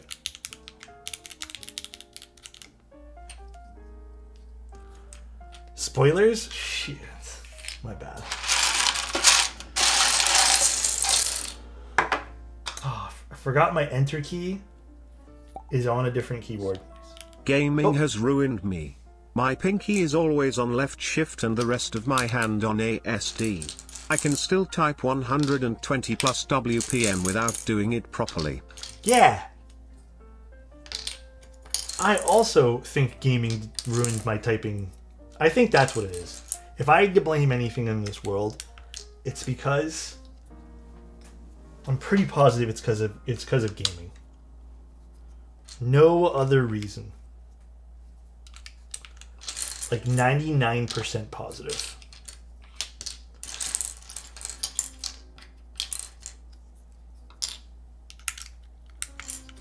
Blame chat for typing woes? Nah. It ain't anyone's fault in chat. Why do I have so many pieces? Oh yeah, it's because I have 2 sets of Crimson Cadet in here. One day, I'll stop being lazy and organize this particular set. One of these days. Just not today. Or tomorrow. What do I need here? Okay, I just need this and an enter key. So I know where the enter key is. I just need to go grab... Oh boy, did I miss it? Let's see. Okay, I'll put these away and then slowly look for it again. Not gonna lie, I've reached a point where I feel like just collecting 60% boards. Do you, whatever makes you happy at the end of the day, right? Don't feel forced to collect anything. Problem for another Alex. Not me today, though. Another timeline of me. Not me particular, though. I don't feel like doing that today. Sir, you have 2 page downs? Fuck it. We're gonna leave it like that. You forgot enter? I know, I need to go find the enter. The enter I use is an accent for another board. So I need to go figure out what board it was on. I think I remember which board it was on, though. The nice thing about Crimson Cadet is the red is literally so perfect that I end up using it for accents on different keyboards. It's so damn nice. I see page up, but is the right page up, though? Oh, you're right. Maybe this is the right one. Fuck it. I won't be lazy for you guys. I know I'm missing the enter, guys.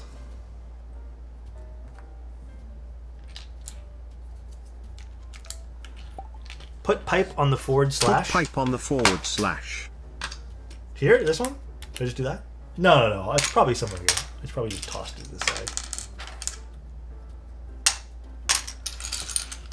Your hair looks good today. Thank you.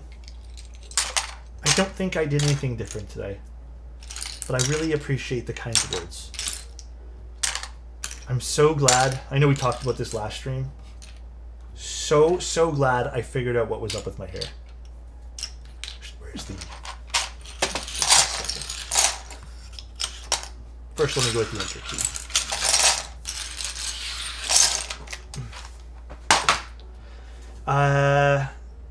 The question mark is right there. No, whatever, I didn't see it. One second. Let me go find out where I put this. One moment, guys.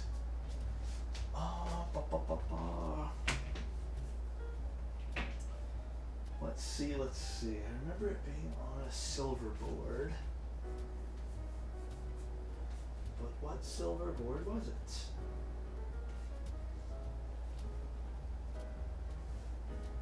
Oh, it's not there. I think a key is missing. You think? Oh, right in here. I got it.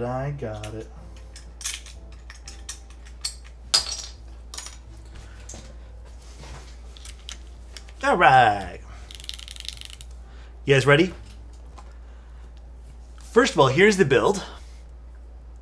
A little bit of a Vader theme.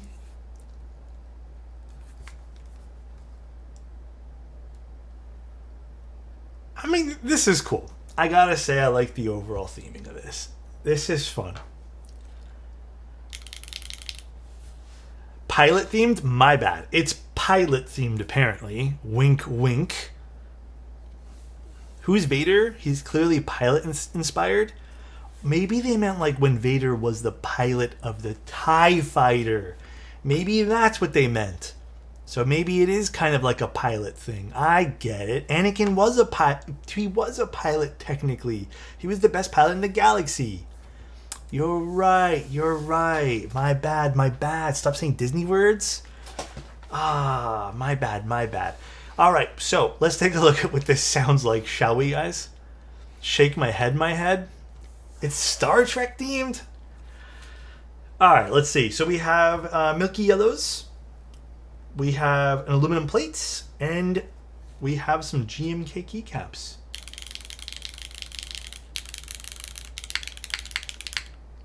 Ooh, I mean, this sounds fantastic.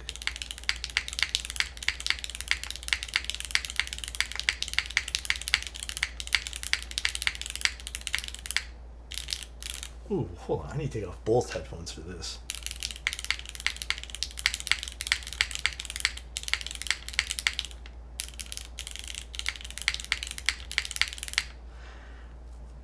I like the feeling of the board too is like the perfect mix of just slightly enough softness with firmness, so it's like that perfect middle ground.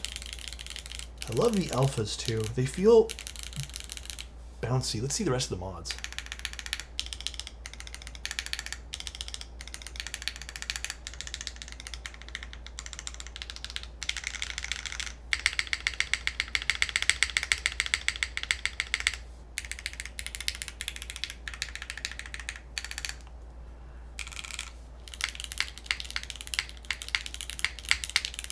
I don't think the alphas sound weak. Do you guys feel the alphas sound weak?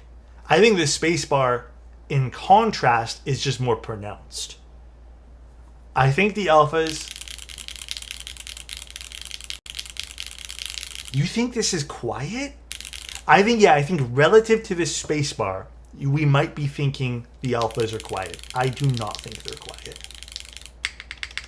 I mean, I don't know. I don't hate this balance. I think the keyboard, first of all, just so we understand, this is talking about like balance of switches and sounds. I think the keyboard itself has good tonality overall. It's a good sounding keyboard. Extremely nice sounding.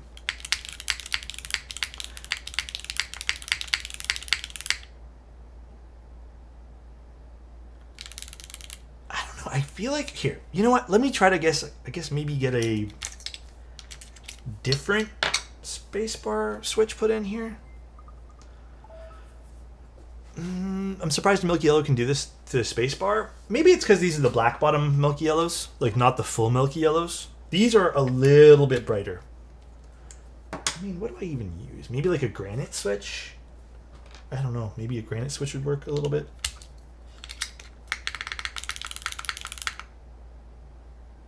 Ooh, that's different.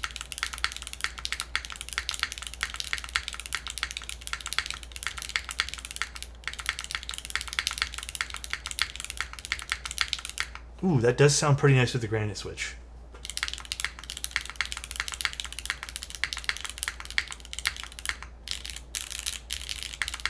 There's balance in the force now? Ooh. I think there's like balance in the skies because they're pilots, right? There's balance in the sky, dude. I don't know. I feel like we need to obviously play around if you guys want that like perfect spacebar. I do think the spacebar on this board, really good. I think the alphas have some volume. They're not HMX switches. I think we're also kind of, maybe I've been using too much HMX lately, but. Okay, I have two things about this board though. 2.5 things. One non-issue right now is like, okay, I really hope that, I know they said they're gonna, but again, we have to base it off of what we have here. They said they're gonna change the PCB. I really hope they do. And I mean, again, just keep that in mind. My first thing, there is a little bit of give moving this back and forth. You're gonna have to make sure you get this like completely aligned the way you like. There shouldn't be any problems past that though. Also vertical movement as well. So again, you're gonna have to just make sure before you completely clamp everything down, make sure you get this nice and aligned. So that's number one. I think in the future, maybe they can implement something where there's like stopping points for how the plate fits in the keyboard here, or maybe just a bit more firmness. Yeah, so it doesn't have alignment issues, or just something to help the keyboard align. I know those are already things implemented in other keyboards. Would be nice to see here too. What else? My second thing, you may not like the front height of this keyboard. You want me to notepad this? I feel like there's not enough to notepad. It's only 3 things, so 2.5 things. The front height of this board is 20 millimeters. The feet, I personally feel, are also pretty tall on this board. I can tell you right now, me typing on this, I do kind of have to raise my wrists a little bit more and maybe even adjust my whole posture. It is a little bit taller. So keep that in mind. Again, not the end of the world. Some people enjoy that. But me personally, I'm always into keyboards that are sub 20 mil. And I think just because the feet are a little tall on this, it's exceeding a little bit of that comfortability that I normally have with a keyboard at 20 mil, even at 20 mil. And then my half thing here, I hope they end up going with some magnetic screws. Yeah, I think that'd be my only other thing. If we remove the pad, let's see how it sounds.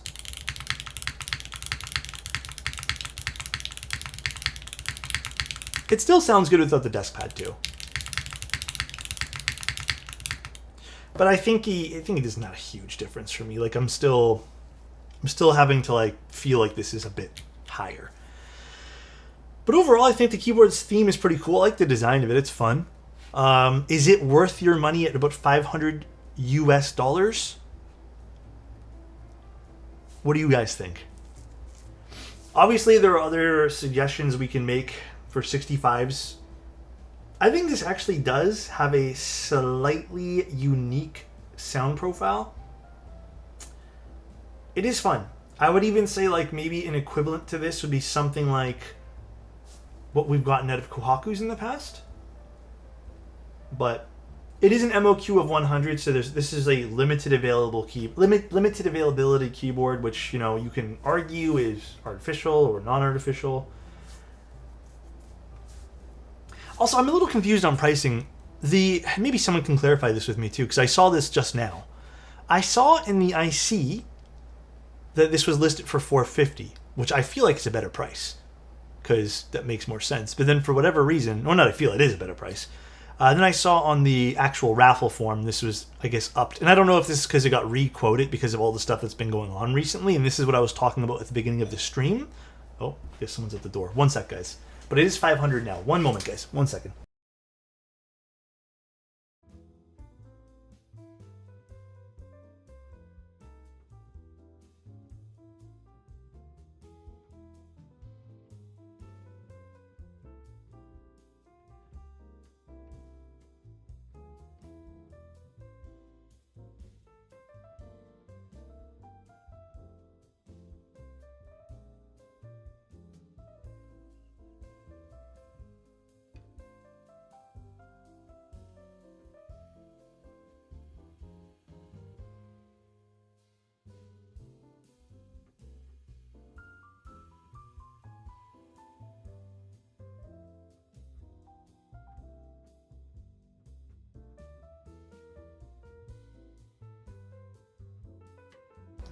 Okay, sorry guys. Ooh, chair left us. The Manta is different world compared to this. There's no too far from the Manta. Yeah. Okay. So again, we're going to talk about the third thing that I was going to talk about before we started streaming about like quantities and like some stuff going on in the world. When we're looking at boards too, I think it's really important to look at like the complexity of how long something would spend. Let's start this conversation as like a larger conversation. Obviously, like I want designers and people to get paid. I think that's important because then that means they can have room to make other designs and prototype and do all this other fun stuff. Outside of MOQs and other things, we have room. Outside of MOQs and other things too, there's also complexity of builds, right? So, machining, like lots of machining and things that spend more time under a CNC or in a CNC or whatever you want to call it, it is going to be something that ends up costing a lot more because of labor time. It's not even sometimes like about just keeping like the machine time, but there's also some labor that goes into that as well. When we're looking at more complex boards, like the Stratum is a bit more of a simple board, but it has maybe some other pieces that maybe I'm not aware of that might take more time under a CNC. But to me, like the Stratum is simple. So this probably doesn't need as much machining time. At least I don't think so. But for something like this board here that we're looking at today, like, I don't know, there's not a lot of complexity with this. I don't think so anyways. Like, definitely a few pieces to it, but definitely not a lot of complexity. I wouldn't guess this is like the most difficult thing to machine in the world. But when we look at even something like the Andromeda, that was a really good example back in the day. Those curves, I don't remember the amount of hours per side, but it was a lot of hours for something like the Andromeda to get machined. And it was the reason why it was about $700 US back in the day with a very high MOQ. That's also true. Doomsday makes a good point too. There's also machining costs based off of experience, which I think is maybe even a deeper conversation to have too. So outside of like, when you're looking at keyboards, you're looking at like the complexity of something like design, you have to sometimes think, okay, yeah, that makes sense for the price. And I think it's important to think. The other thing, like I was saying, now we can talk about is like how much the artist gets, or designer, I shouldn't say artist, same thing I guess.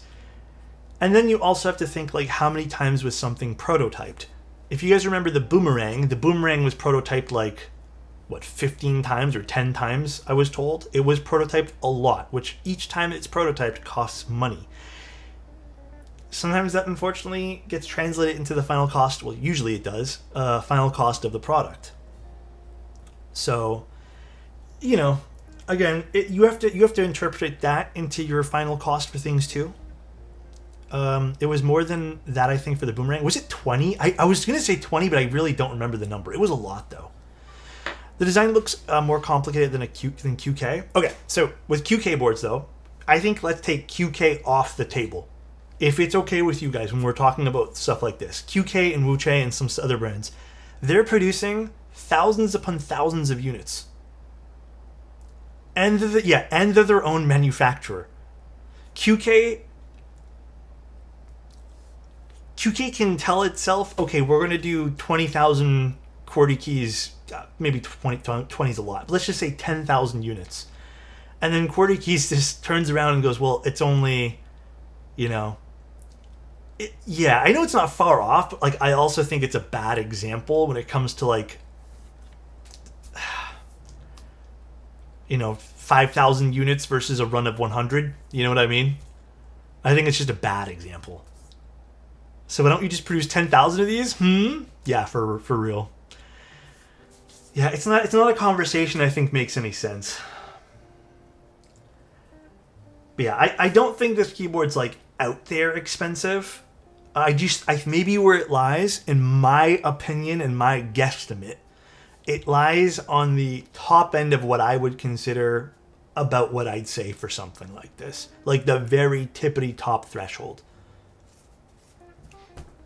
I still think 450 would make me feel better about this.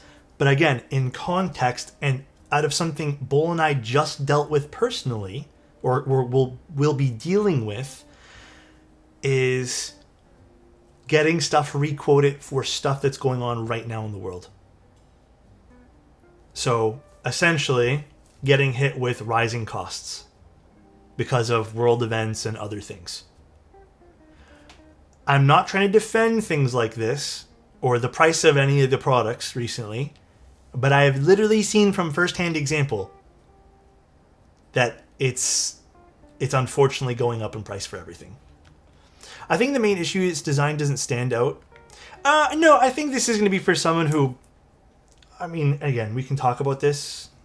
I think it's fine that we say it. I think this is going to be someone who wants something a bit more Star Wars themed, but like obviously not like officially licensed Star Wars, which has its own set of probably issues, but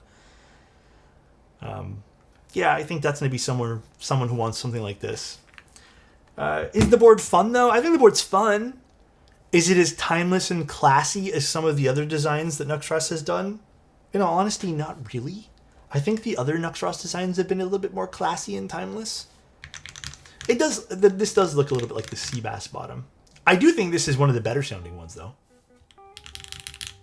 I really like the sound profile of it. I think we're going to see a lot of rise of prices on boards even this year. Yeah, again, I'm not trying to like scare people away from like investing in projects they want to invest in or like spending money or not spending money. That's not what I'm trying to do.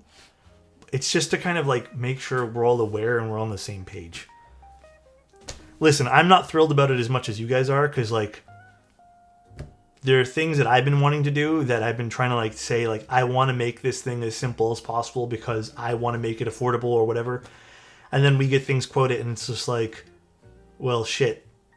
Now it's like pretty expensive. No, it's not 700 USD. It's Australian dollars, so you have to convert it. Specific demographic, but if you wanted a 60 to 65, I'd rather do Tofu or Seabass. Yeah, I think obviously the Seabass makes more sense financially, even the Tofu. I think our equilibrium cannot speak, is off on what we expect in regards to prices in the hobby right now. Expect everything to go up. Yep. Unfortunately, that's kind of where we're at, and that's why I keep telling you guys to make good financial decisions. Here's what I'll say as a final. How much more did they quote you? I don't remember the exact percentage. If I had to guesstimate the percentage, it was like 15%, which is a pretty substantial extra quote. Like that's. But if I had to tell you guys some stuff right now about this board, like final thoughts. It is a classic gasket mount, pour on strips. Sounds great.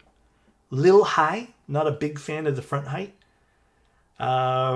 Is there things that you can pick up for less than this that are available right this instant that will sound just as good? I think so. But I think that's going to be the case for a little while now. Like, we're going to have things that sound just as good for half the cost from places like, again, we can bring Neo and QK back into this conversation now from them. But if you wanted something that stood out a little bit more, or maybe not stand out, but maybe that's a little different, this is probably a great choice. To be honest, everything above 350 comes down to how much you love the design. Exactly. That's what I've been saying for years as well, too. Like, you have anything above right now, even a few years ago, above $350, you have to really love the design, and you're going to want it on your desk. Or just as a collector's piece, whatever you want to do. But yeah, there's that option to consider as well. In pure value, maybe not, but it's unique, sounds good, and niche. Yep. These are all luxury items. Everything we do in this hobby is luxury items, all right? Whether it's buying a $100 Neo board or buying a $600 board, they're all luxury goods. Having your own manufacturing plant just eliminates 10-15% of margins you pay at each stage. Yep. That's why you can't really compare. GMK Pro is luxury. I even consider anything that's past a standard keyboard that you get with the computer luxury. Does any keyboards do summer or BF sales? Oh, do keycaps? Yeah, I mean, Novel Keys has huge sales right now. At the end of the day, these are just nice metal rectangles. Absolutely. I know you think, listen, I personally think if you guys want to invest your money on whatever project because it makes you happy and you guys are financially responsible to do so, go for it. Don't feel bad about doing it. Don't let anyone try to convince you that your purchase that makes you happy and that you're healthy and safe buying something. Don't let anyone tell you that you're making the wrong decision. The only thing that I'll tell you maybe wrong decision is when something doesn't get delivered. But I think that's a totally different conversation. Just enjoy it. Again, and just make sure you're spending your money properly. That's it. What's your best TKL or 75% board under 150? Ooh. What's the Evo priced at? I think the Evo is probably the only thing I can even recommend that I like under 150. Can you even get a Bridge 75 anymore? I'm not even sure. I'm in love with my Seabass and I got it because of you. Thank you. I appreciate you liking it. And also thanks for watching my content. I mean, if you want... I mean, a kit... Do you mean a kit like a... I guess TKL, do you want it fully built? There's the Bridge. I mean, if you want something, you can probably pick up the classic TKL. All right, though. I guess we're doing another build really quick. But if you guys like this and want to enter the raffle, do so. Like I said, keep in mind there are a few things that I'm telling you guys about when it comes to the higher front height. I think this maybe that's really the only like definitive thing that you guys should really consider when picking this up. But the raffle is in my exclamation point build command. I'm going to put this here for the time being. It does look good, though. All right, next stream. I'm not going to review the next stream because we already reviewed it. I'm just going to chill, and we're going to build it. We're redoing the Seal 80. So now we're just going to chill a little bit, and we can talk about whatever the fuck we want. We can talk about the state of keyboards. We can talk about how things have gone up in price for keyboards. We can talk about how lately I've been listening to a lot of jazz music. Who knows what music you guys have been listening to? Alex's State of the Union. I don't know. I just, at the end of the day, like, can I tell you guys the truth about something? I just want to be a good example in the hobby itself when it comes to spending habits, when it comes to decision making, when it comes to like properly doing your research when picking something up. That's it. I don't want to justify like FOMO buying on things. I don't know.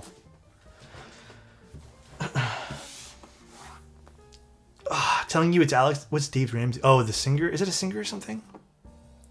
All right.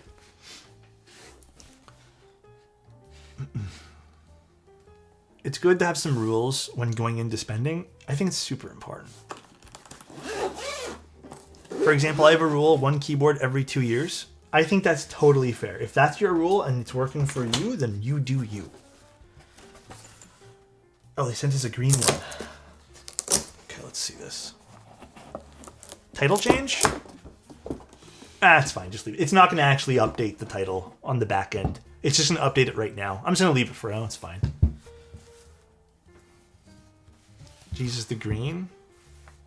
Oh, shit. This is a neat one. Ooh.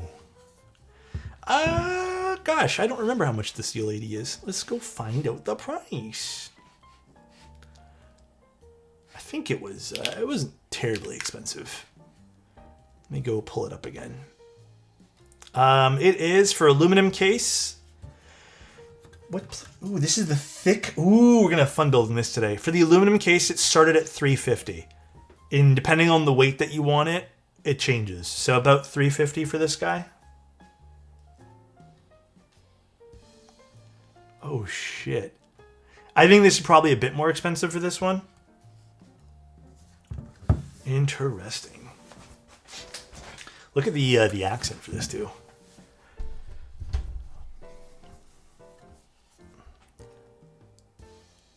That's cool. Well, the plate is like what? I don't think this is carbon fiber, but it's something. I actually don't know what plate this is. I gotta go look it up. They didn't send me a list of what this is. It might be CF, but it doesn't look like CF though. I think it might be. Yeah, I think it might be ABS or something. It's one of the thicker plates. This is the 4mm plates or whatever, or the not 4mm, the thicker ones. Cool. Dandy on this? Oh, I don't know if we're gonna put Dandy.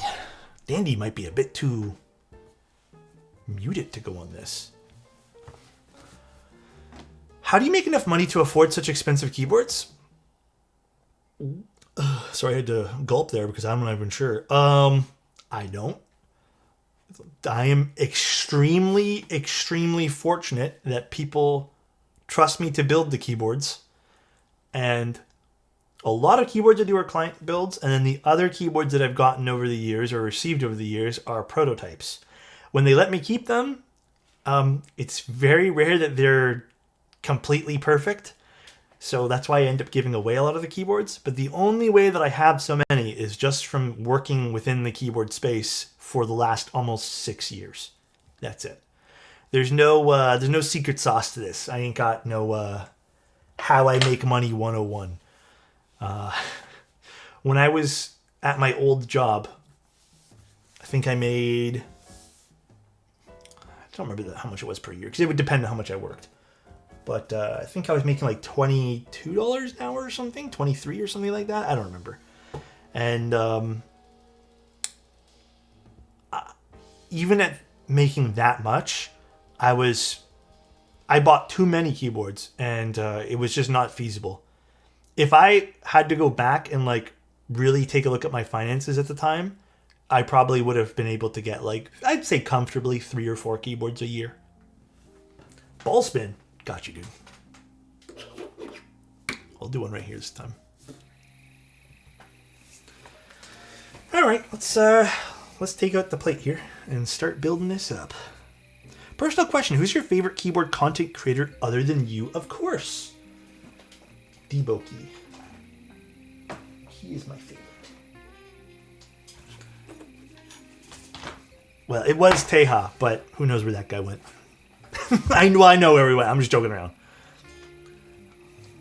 And it was Tim maybe at one point, but who knows where that guy went. That I'm not joking around. I don't know where the fuck Tim went. He's playing games or something.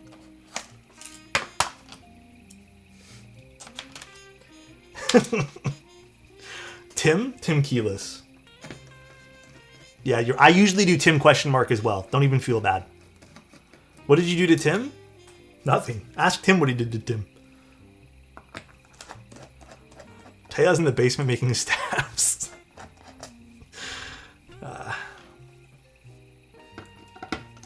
I think I enjoy watching the more cinematic builds of things.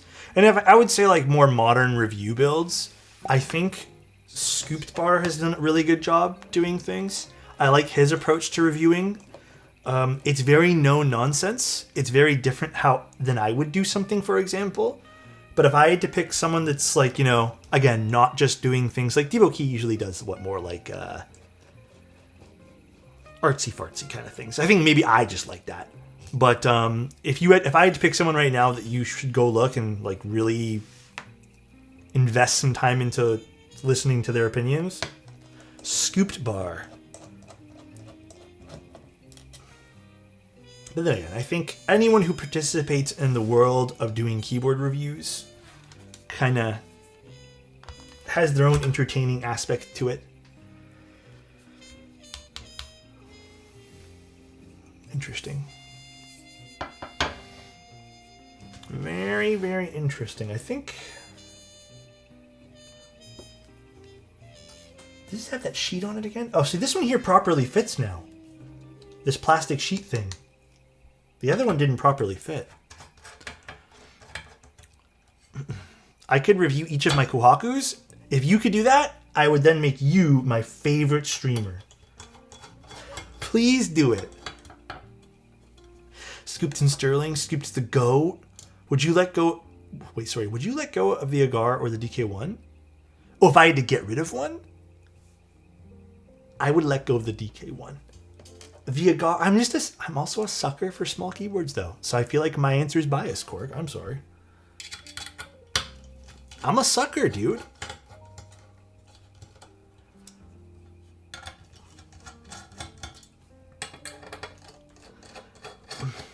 Scoop Bar is okay. I'm more of a Geoff guy. He should rename his channel to Geoff Bar. Shoob's getting the knowledge in law school. Shoob was so funny to watch. I'm also not picking people that have basically retired from the hobby. I feel like I would just lead you to a channel of old keyboard reviews. If you guys want me to say like old ones too, then sure, but I'm just trying to pick ones that are up to date, sort of. My favorite, though, out of everyone, I think had to be like, listen, Teja was definitely someone I thought was amazing when I first started doing keyboard stuff. Teja, Marcia, Enlightening, I think will be forever 3 people I look up to. If I'm being so, Marcia is apiary keyboards and Lightning is lightning keyboards.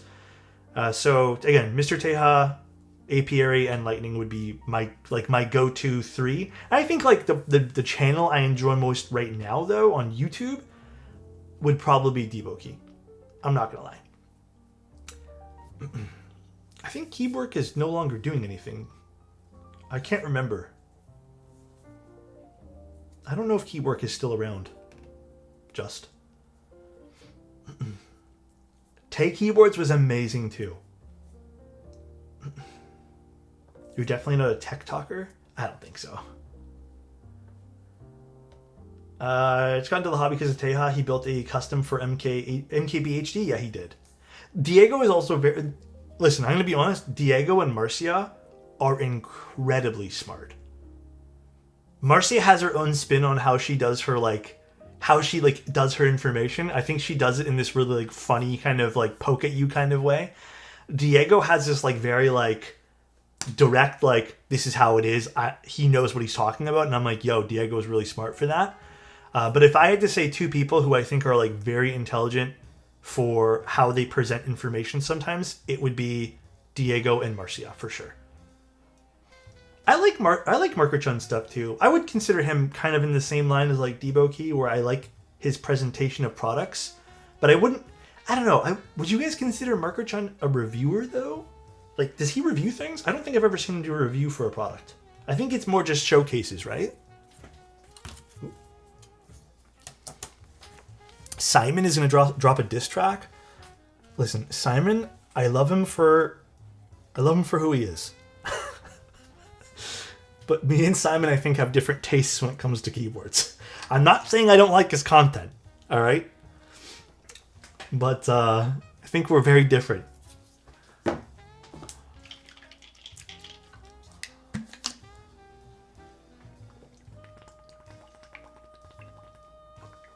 All right.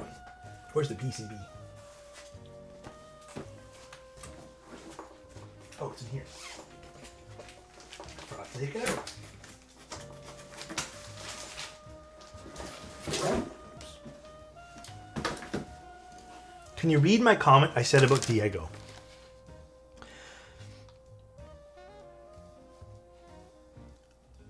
Sometimes it sounds like Diego is giving a history lecture. Diego would be perfect for that, though. Like, I think he somehow knows all the history of keyboards. Like, he is a book. And the next one? Oh, gosh. What was the next one? Simon and Alex are like the yin and yang of keyboards. Could you imagine a stream with Alex and Simon? We've done it. Actually, it didn't go as polar opposites as you might think. I think we're both pretty respectable towards one another. So you're saying you don't like cone feet and big battleship boards? I mean, it's usually not my thing, though. I mean, if you guys have to know, I'm sure you guys can already gather. I don't think I've ever stated, like, things I look for. But I like classy boards. I like stuff that, when I invest my money into something, it's going to be able to stay on my desk. I'm very open-minded to what I consider something to be classy. You know, like, I'm not going to write off every design as not classy if it doesn't meet X, Y, Z criteria. But there are certain designs in which I can say, like, yeah, this would be a staple. Like the Stratum, for example. It's simple, it's minimalistic, it's a staple to me. Like, this is instantly something I can say would look good on any setup almost. But then there are boards that are a bit more out there, which are a bit more like, yeah, they might be a very cool board in its theme, but they're very themed out boards. Almost like the board we did today, which is kind of polar opposites. It's for a specific theme, for someone who wants a specific thing. I mean that tech talkers, especially in the CIS, especially tend to hate small keyboards. For them, a board has to be budget friendly and a lot of keys per dollar.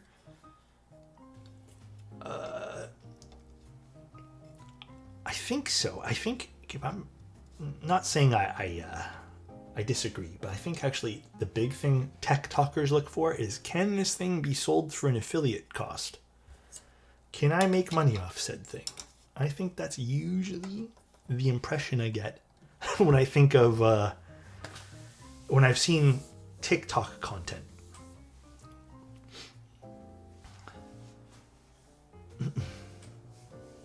Yeah, I mean, there are some things that I've been like genuinely baffled on when I've seen it on TikTok. It's like the constant shill of keyboard brands that have given us really terrible build experience, or not build experiences, but just like not trustworthy experiences or terrible customer service. I need stabs. Do I have any pre-done stabs so I don't get repeated today? I might have a pre-done stabs, maybe. I do, but I'm short one. You know what? We're gonna do a split right shift on this today. I don't feel like doing. Actually, you know what? Sorry, we're gonna do some mix match stabs today. I really don't feel like redoing stabs today. But these are all pre-done. They're all good. I pinky swear it. They're all Type Plus. The stripes on the plate make it look like a fancy suit. Kinda. I actually really enjoy the look of it. Looks nice. Very pretty PCB too.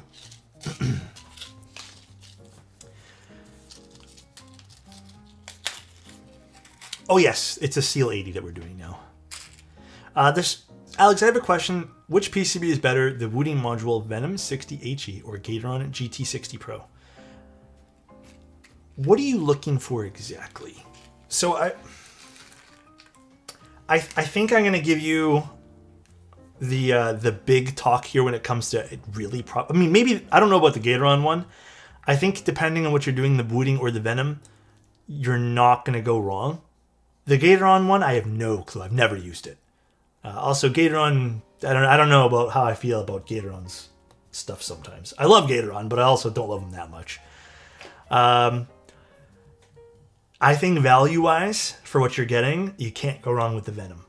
I think if you're really, really concerned about getting the most bleeding edge thing for Hall effect, when it comes to those particular two, maybe just go with the Wooting. I don't think you're going wrong with either. So, again, you're going to spend an arm and a leg probably on the wooding one. Just as an FYI. Because I think last time I checked, the wooding one was like, how much is the module? It was like $100 and something for the PCB and stuff.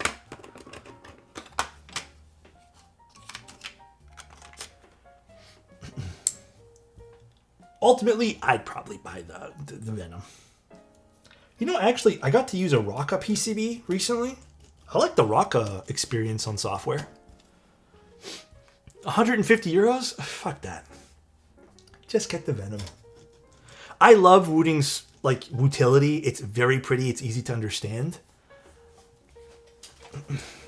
It's just the Venom is not as expensive. Yeah, the Rocca is very expensive too, but the Rocca software is actually like a pretty nice experience. I didn't expect to like it as much as I did, to be honest with you. I was pretty over the moon using the Rocca stuff. How much is the Venom? I think it was something like 70 bucks. How much is the Venom? Like $70, something like that? I bought 2 Venoms like last summer. I just don't remember what they were, like price-wise. 60 bucks, yeah.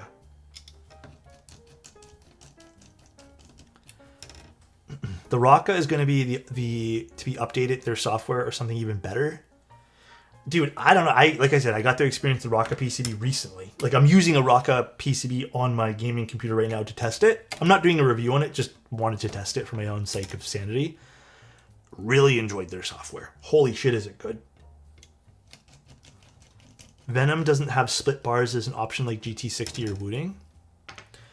I think if you need that, right? I think here's a good way to put things too. Having support for something is great if you use it. I'm not saying you guys aren't going to use it, but I would also take in consideration, like, if you're never going to use a feature, don't look at it just to have it as a feature set. You end up wasting more money that way.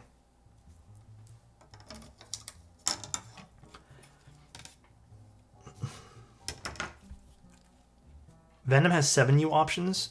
They do. Alex, I'm planning to get a Mac Mini. Do you have any spec recommendations? What are you using it for? Like photos or just like normal computer stuff, like everyday things, like office task stuff?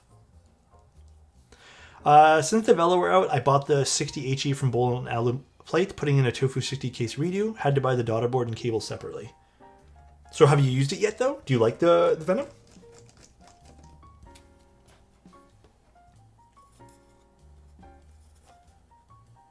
Oh, you know what? Hold on. I made almost a boo-boo here. I need to put washers on these particular two. This would have shorted like crazy. Oh, okay. Waiting for it to arrive.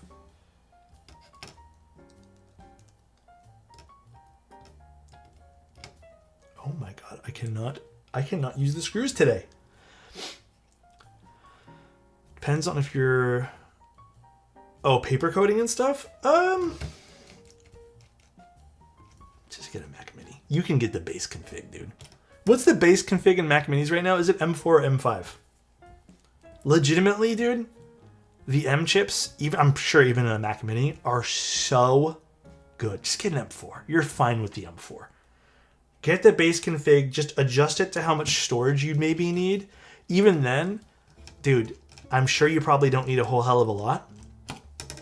I think you're going to be over the moon, even just with the base M chip. I really do. Dude, I built one small form factor ever in my life. It was such a cool experience. I don't have it anymore because it never really was mine.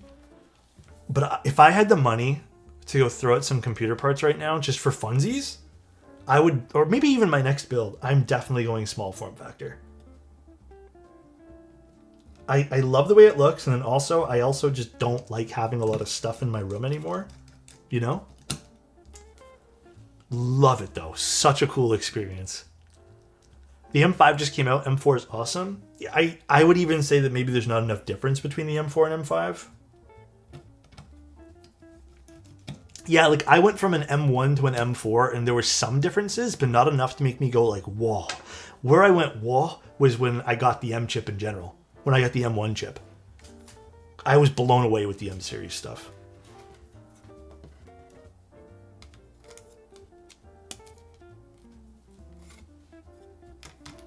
I know we have 2 different stabilizers. Don't sue me, please.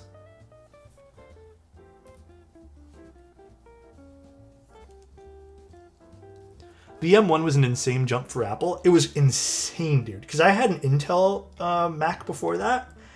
And I'm not going to lie. Holy shit, what a nuisance. The moment I got to use a M chip, holy crap, what a huge difference. Alex, what's a good case below 110 for Hall effect? Okay, I'm not gonna lie, I have no clue, but probably the only thing I can even recommend you is how much is a Tofu 60 without buying any PCBs? Like a Tofu 60 3.0. That, or maybe the Holy 60 is kind of fun.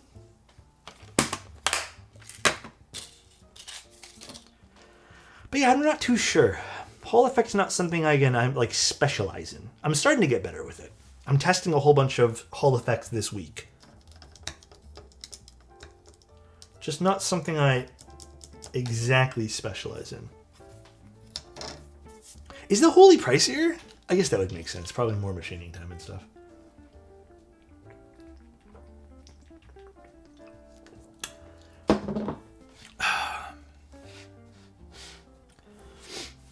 Holy 60 is really cool and probably sounds awesome. I would actually say the Holy 60 sounds all right. I think it's just okay.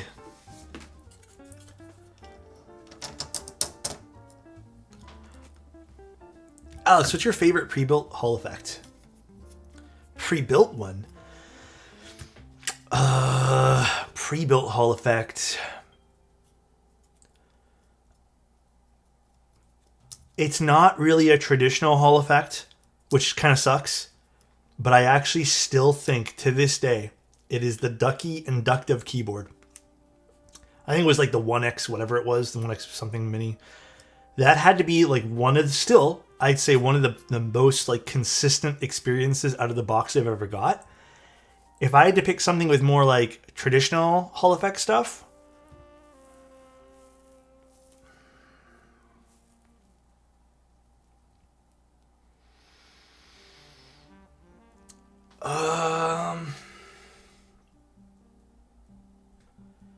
I don't think, I mean, I guess the Kafka. Like, because you can buy that pre-built. The Kafka, and then if you wanted something that you can pick up right now,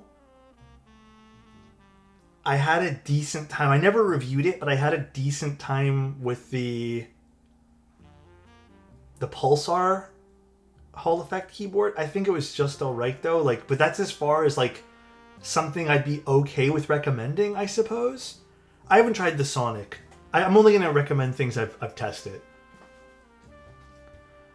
But yeah, I still think, again, out of everything, the best experience was Ducky. I loved their inductive thing. That thing was so much fun to use.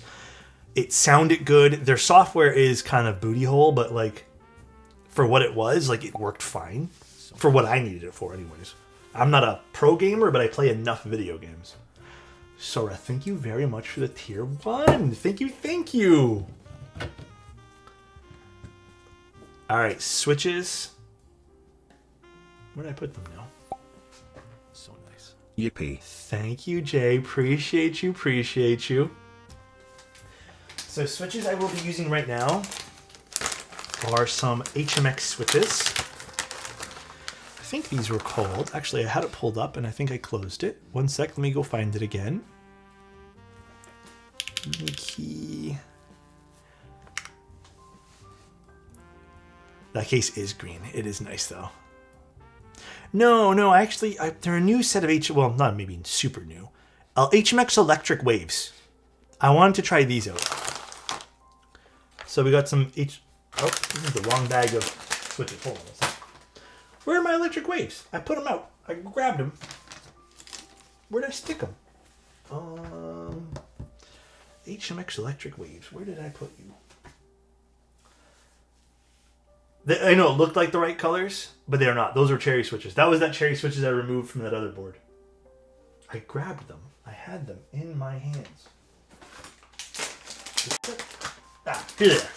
Electric waves. Same bag. I got a lot of these Uni-Keys bags lying around. Here it is. Electric Waves. So apparently these are supposed to be successors to the TT Reds. It says considered a successor to TT Reds, which TT Reds were awesome. I love TT Reds. So this is the newest L3 mold with classic LY stems and P3 bottom housings. They're saying it's clacky and crispy with a richer full sound profile. So we're going to see if these are good. Again, I really liked the TT Reds. So we'll see how good these are. I also like the look of these switches too. They're not exactly black. They're kind of like this dark blue housing, which I think is kind of fun. Oh, wait. Where is it? There. Like, maybe like, almost reminds me of, what's the keycap set? Future Funk. I think this is like, if you wanted to do something like themed out, Future Funk would be perfect for this. You know what I mean? No, the seal support both north and south. This is a PCB that supports like Alps and stuff. There are tons of support with this particular board. This board has a shit ton of options when it comes to support. Probably the best I've seen in a long time. Someone said the TT Reds are still better. This just sounds more full. You know, I mean, maybe that can make me like this maybe more. I mean, I loved the TT Reds though. Oh boy, this would be one of those awkward ones. There we go. Fuller could be better, right? Or it could not be. We don't know. We're not there yet. This is one keyless. We got to make sure about that.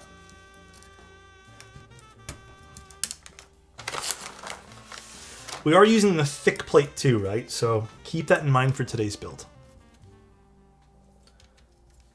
Although I am struggling to put some of these in today.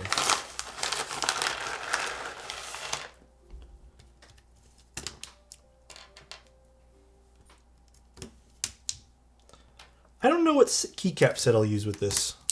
New HMX bottoms are a bit harder to push into plates. You know, it's weird. I haven't had that problem yet, but this particular one, I'm noticing it. I think it's because this is the thick plate, though. Like, this is that plate that's literally... It's a thick boy plate. I think Windbreaker would look really nice on this. Does everyone else here also do keyboard maintenance during Alex's streams? Yeah, what do you guys do during my streams? There's no way you guys are just sitting there just watching.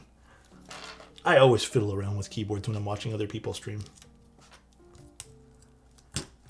Just rebuilt my X-Ray Encore. Ooh, what switches? And try how to learn to be cool. I would suggest watching Teja's stream for that. Watch his old VODs. He was the coolest guy. They definitely aren't successors, but do hold their own against other S-Class HMX switches. So do you think, Ardang, that these might be like my new go-tos, though? Because I've been a little bit, not meh with HMX switches, but like nothing's really caught my attention yet. Like I think the last time an HMX switch made me go, wow, I really like this, was probably, I mean, maybe the Lanikais. Those were HMX, right? And then, like maybe.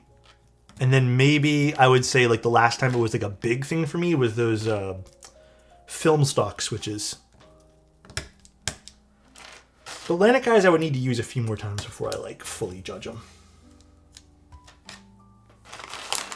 Ooh, I do like the color of these switches a lot. I got HMX switches coming in next week. Which ones? Lanikais are great for that beige build. I think Lanikais are a nice overall sound profile, gotta say. Did you get any HMX Ash in? A little while ago. I do house chores? Hey, that's not bad to do either. I might grab the switch pusher for this, because I don't want to destroy my thumb doing this. Mecha Kaiju for today? I think Windbreaker might be fun. What's my favorite linear switch?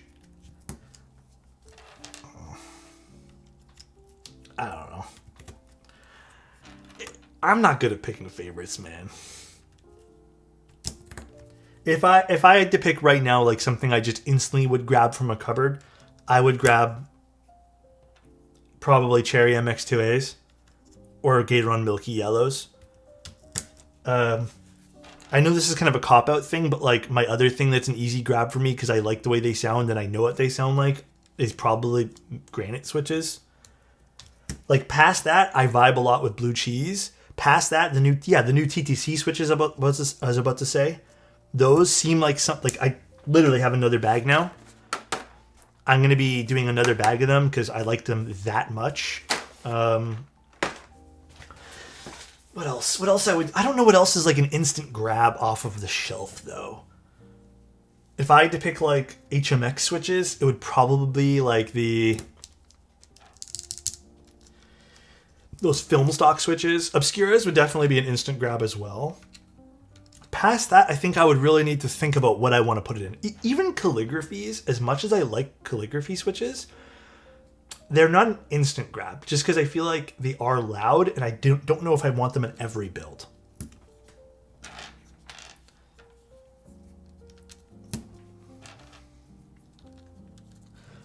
The blue cheese, though. The blue cheese, I still think maybe capture my heart for something I really, really enjoyed using. Actually, you know what? Outside of linears, another instant grab is Gateron Type Rs. And HMX Hydras. Those two I think are instant grabs for me as well.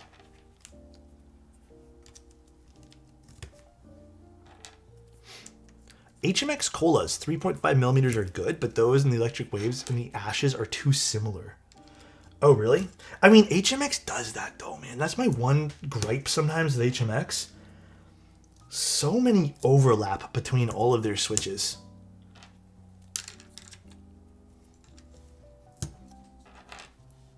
Ever tried UU tactiles? Never, no. Yeah, I guess you're right. I was about to say maybe you can just pick my theme, and you kind of took the words right out of my mouth. I agree. You can just theme it out depending on how you want to design the board. You're right.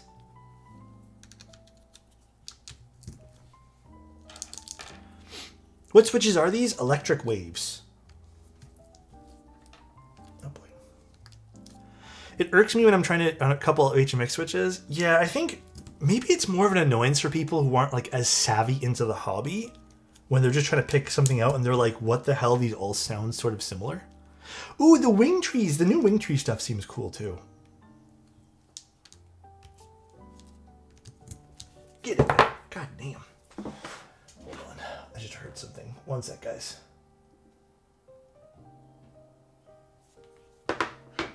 I think there's like sunshine outside now, and I hear tons of birds. Thought maybe that was just something like wheeling by my front door or something. What's your thoughts on Akko? I don't even know what those are. Botany switches? Is it switches or keycaps? Akko stuff is interesting. Because I don't know if Akko is their own manufacturer or has their own lineup. I feel like Akko just bounces around between manufacturers. I don't even know what they're using right now for a manufacturer. Like, I've always found Akko just rebrands things. Like, at one point, Akko was just using KTT switches, and I thought it was fantastic. I don't know what they're on now. Do they have their own menu? I have no clue.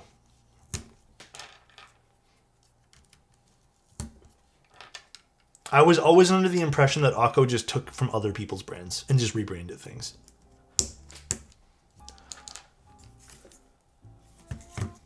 We have to solder this today. Fun. The new Cloud V2s disappointed me because I loved the original Clouds and found the V2s too full. Also, if you don't take the LED diffusers, it can be too deep for my taste.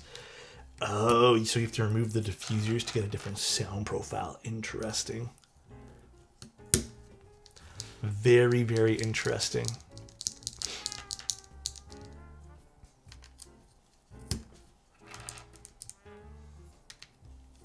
Most current Akko is made by Otemu, except these specific switches which denote HMX. Previously, KTT was their main menu, but they also use TTC and Gateron. This is what I mean. I like Akko stuff sometimes, but it depends on who's manufacturing it. So, I don't mind Otemu stuff, but I think Otemu stuff is kind of hit and miss with me sometimes too. I tend to not bother with Akko, if I'm being honest with you. Just because Akko is just like a confusing brand sometimes. Repost with the message. So going to have the Tofu 60 redo with Wooting Foam Kit and Owl Lab TIHE, good selling switches for my custom HE board. Then maybe next year I do a mechanical board with VFGAR. I just don't know what switches to use for a creamy Thocky build. If you're doing a creamy Thocky build, KeyGeek makes a lot of deeper switches. Maybe start your search off on Blue Cheese.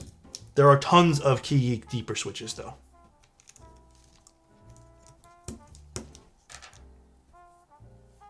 You know what kind of slept on? Bison. Bison's a good manufacturer. And SP Star. I don't know if SP Star is still doing more modern things. I used to really like SP Star.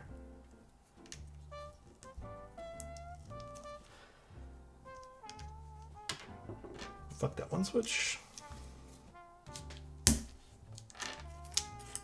Yeah, Bison's cool. I like Bison stuff.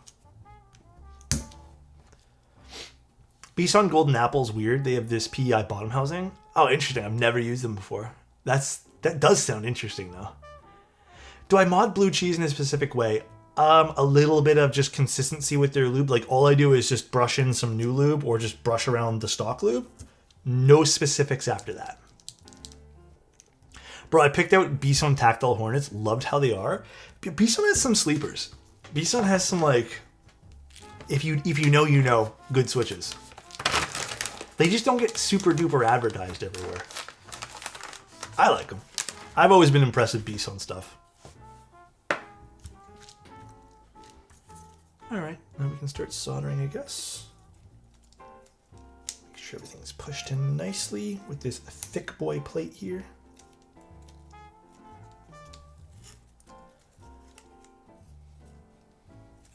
Bison has also been the secret menu for a lot of other brands. Yeah, I mean, I've definitely seen some brands use Bison stuff for their manufacturing for switches. Alright. I think we're good. I mean, this is as deep as I'm going to get this stuff. Alrighty, let's solder. Texie sim? Texie's always been a little bit divisive, I think, for a lot of people in the hobby, unfortunately. Very, very unfortunately. Do you think Gateron Milky Yellow Pro is good for a first custom? Dude, it's good for a final custom. Gateron Milky Yellows are fantastic. Also, you might be talking to the wrong person because I love Gateron Milky Yellows. You just need to put a lot of elbow grease into making them sound good, though. But they're considered people's... It's funny. Milky Yellows are considered people's entryway into boards, and then some consider it the final marker as a keyboard enthusiast sometimes, you know. So, you know, one switch I feel like that didn't age well for me was Gateron Inks. I think Inks didn't age well. Inks and, oh man, what's the other brand with the really, really, really clacky switches? I think there was like those Toucan switches. Which manufacturer was that? They made, honestly, like, my one gripe with that brand was, like, everything was kind of the same-ish sound profile-wise. Oh my god. Hamo, thank you so much for the 10 tier 1s, man. I appreciate you, Ham. Thank you, dude. Thank you. No, not JWK. Oh, they didn't age well at all, but they never did. Thank you, man. Oh. Switches. Let me see. SWX, I guess SWK. I actually think that a lot of SWK switches, to me, didn't age super well. They honestly, dude, SWK stuff was just too clacky. And that's all they ever made. Like, I have a lot of their stuff, and I still stand by the fact, and I've said this for many, like, not years, but maybe years. they all kind of sounded the same switch, and I just feel like there wasn't enough variety in sound profile, so I stopped using them as much. But they're still fantastic if you like that certain sound profile. I think they just didn't have variety, so they didn't get as much hype down the road, you know? Yeah, it was always super clacky. There was never like a different sound profile with them. It was hard to always be like, yeah, check them out. Ham, thank you again, man. I appreciate you, dude.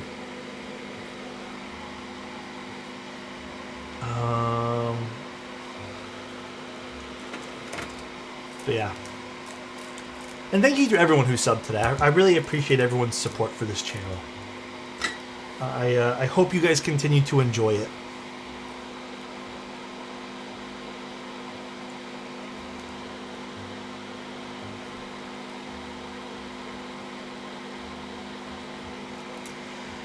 Hamu or Wingtree for silence? I haven't tried Wingtree silence yet, but Hamu makes some good stuff because the heartbeats are fantastic. Teach us to solder?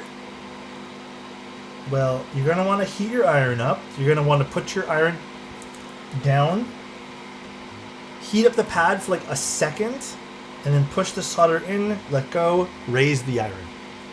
I have a better guide on my website on how to solder with pictures, so it's a little easier to digest. But if you want a close-up on how to do this... Your streams are a big part of my routine, and I want to support you. Thank you, Jay. Let me just move this in. So, again, on camera here, it's not going to be like... It might just seem easier than it is, but it is easy. Again, you put the iron, warm up the pin, you press it against the pin, push in the solder, and then let go. Again, same thing. And then eventually you'll find a pace in which works for you, and you get these nice little pyramids. Yes, pin and pad, I should say. Sorry, 3D's right. Pin and pad. Essentially, you're going to want... I guess this is kind of a good way to demo it. You're going to want the tip to be like that. Try not to leave it on for too long because it can destroy the contact pad. And eventually it becomes this motion which should take about 3 seconds long.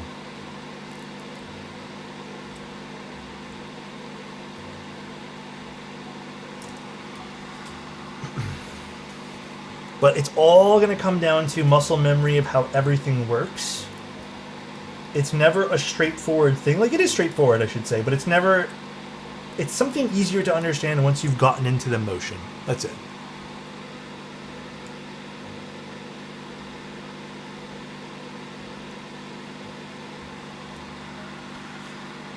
Yeah, also get no clean solders. It's pretty good. This is actually a pretty good... I wouldn't say budget brand of solder, but this has been pretty decent for me. This has been probably the cheapest roll of solder I've ever purchased. I've done some testing with it now. I've even desoldered it recently, and it's pretty damn good.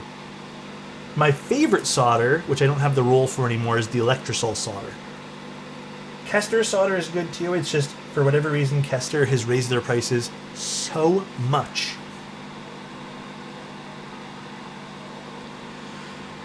Do you have a certain way, philosophy of color matching your keyboards with keycaps? Example, dartboard with bright keycaps. So, my philosophy is, if I get a keyboard, for example, that's green, like the keyboard today, the keyboard is the center stage for color. My philosophy is I want to make keycaps that are low key.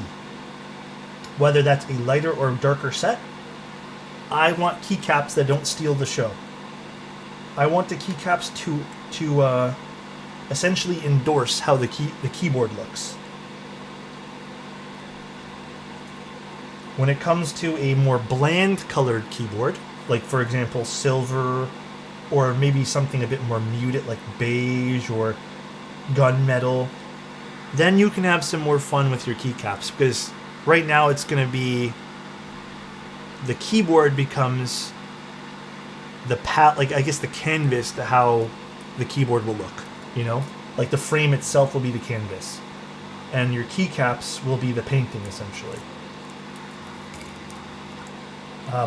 You can have a keyboard that's like lavender and then pick lavender or darker colored lavender or purple keycaps. I think that theory always works. I personally never do that as often as you guys would think. I actually tend to think that ends up being a little bit more, not tacky, but like, I don't know, I just don't love it in the long term, so I tend to swap that out as fast as I possibly can. For example, when we get purple boards, people always recommend Frost Switch. I don't love that look, I'm gonna be honest with you guys. It's never been a look for me. It's good for pictures, it's good for like Instagram and stuff. But for example, like a very subtle dark green keyboard, yeah, maybe a good example of maybe something that's same is when you put olive. But I do think if you have a dark green keyboard, putting a black keycap set makes the keyboard pop more, you know? Or maybe putting beige allows it to complement it, you know?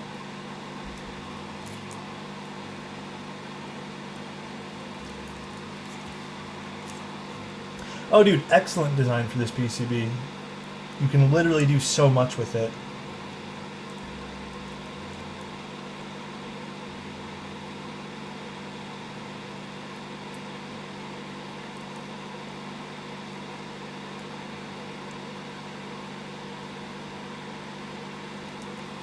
Recently picked up the Lychee Raw Silent Tactile switches. I'm curious how they are. I don't think I've used them personally, so you have to let me know. I'm curious too. Do I think the Wooting HE is a good board? No. I think Wooting's PCBs are fantastic. I don't think Wooting makes good keyboards. I do have the new Wooting V2 coming in though, soon-ish. We'll see. I still don't have high hopes, but I do not think their base keyboards are super duper great. They make excellent software in PCB though.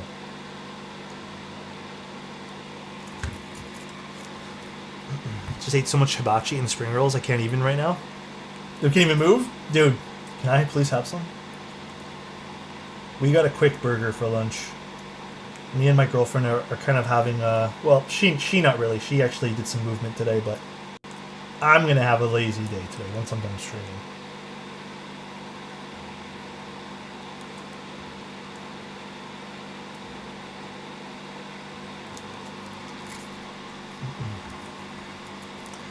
Yeah, they sent it. I think I told you. No, I got it sent to me now. Technically, you can make it better if someone already has it and want it customized. Nah, not really. I mean, the problem... Okay, you have to think about it like this, right? There's only so much someone can customize a keyboard. If a keyboard's already built, right? It has gasket points, it has this. If it sounds like ass, the most you can do at that point there is maybe tweak some of the stuff for gasket points, maybe. But most likely it's going to be stuffing foam inside. My problem with Wooting's keyboard is I think the design is lackluster, and then also for what they're charging, like, I'd want more. Like, I'd want something a little bit more like modern, I guess, in a way. But there's only so much. I have a Wooting ADHE, and I think it's whatever. I don't think it's anything special. Is it always those two positions? Yeah, wherever the pins come out of, basically. See the sharp, pointy pins? Dude, Itchby, thank you so... Is it Itchbin? Thank you so much. I've been watching your channel for years now, and this is the first time I've caught you live. I just really want to say thank you so much. You've been helping me make decisions for this hobby. For this awesome hobby. Thank you. You say hobby in quotations because it's become more than that for you? Thank you, man. Trust me, I know the feeling. Thank you. That means a lot. And I appreciate the kind words. Where do you put the solder iron when you're doing Milmax sockets? On the outside of the socket. So it'd be kind of the same what we're doing right now. You're just flowing it around the socket.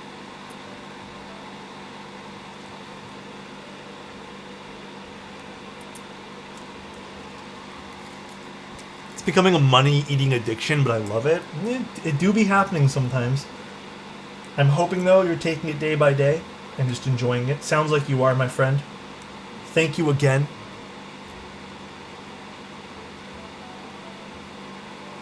Actually, if you guys want a pro tip, if you guys are new to soldering, here's a good way to start soldering if you're nervous. A little bit of solder. It might look like this. See the enter key? How it's basically no solder at all, it's kind of flat.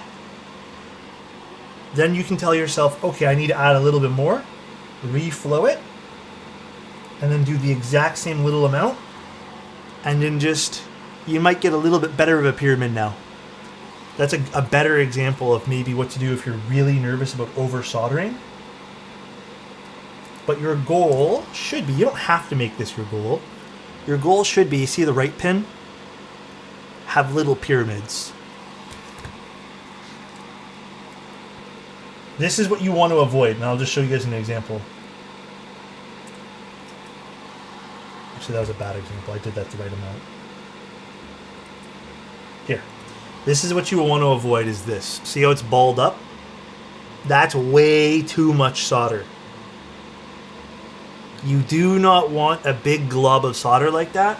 If you happen to do that though, don't fret. If you don't have any equipment, clean your soldering iron and then just kind of wick it away here. And eventually it'll go down to a point where you should be okay. Just don't do it too often, let it cool down.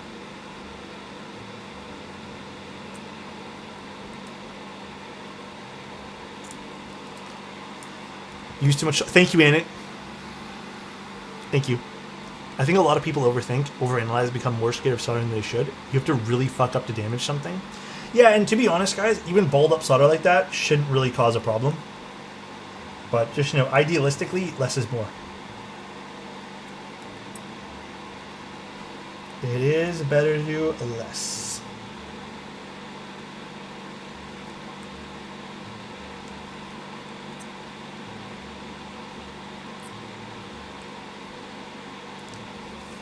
Alex, I read the one from Annette. Thank you. Thank you. I'm going to be soldering soon. I'm scared I'll break the PCB. I guarantee you probably will not break your PCB. Solder at start. You know, solder at like 3:30.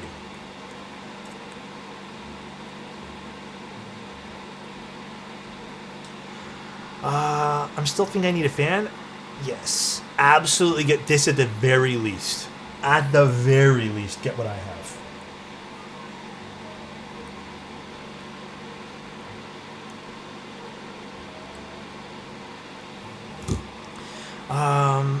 Do you like Indian food? To be honest, I have not had enough of it. It always smells so good, though. I've had some Indian-inspired dishes before, and I've always really liked those. But never... I mean, you know what's crazy, too, though? I feel like I have probably only had stuff that's considered, like, westernized Indian food. So, it's kind of like Chinese food, right? We probably just had... I probably just had a lot of stuff that's, like, westernized, in a way. But I really wouldn't know what to even start with, to be honest.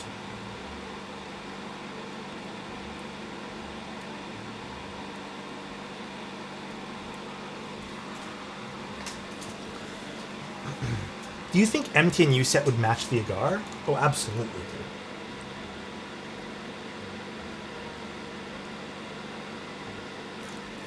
Absolutely. I'm going to zoom back out now. We all good here. Solder is like toilet paper, less is more? Excuse me?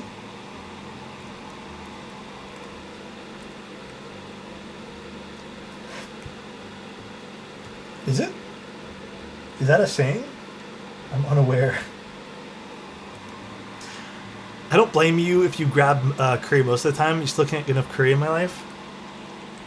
Yeah, it's weird though. There's a lot of fusion dishes with Indian. And I think that's probably what I've had the most.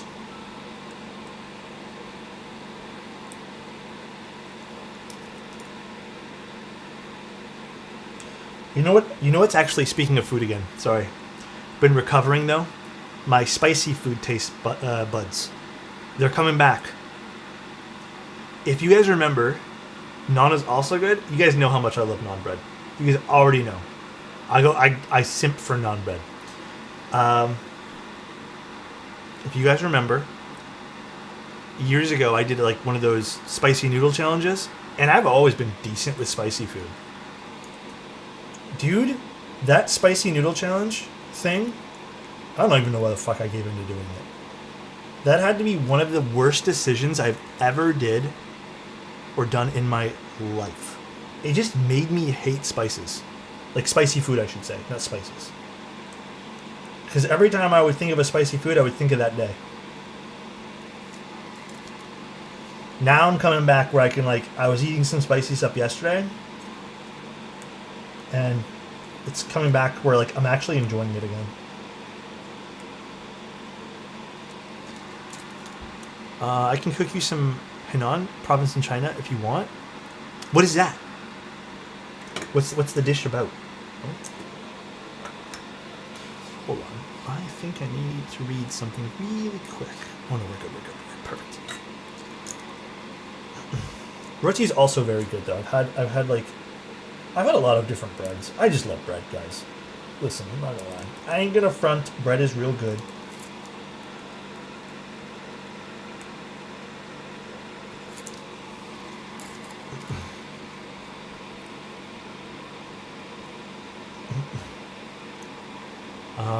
He said bread? I mean, sure. Alex, what's your favorite case color? It depends. I would say silver is the easiest thing that I would probably recommend anyone in a heartbeat. Just because it's so versatile. But like, is it my favorite? Yeah, probably. Probably silver. Lately, though, olive green is becoming one of my favorite case colors. Been really liking me an olive-colored keyboard. Rice is better than bread? I'm not. Nah. I like bread more. Sorry. We can all have different takes, though. I'll always be forever a bread guy. What do you guys think?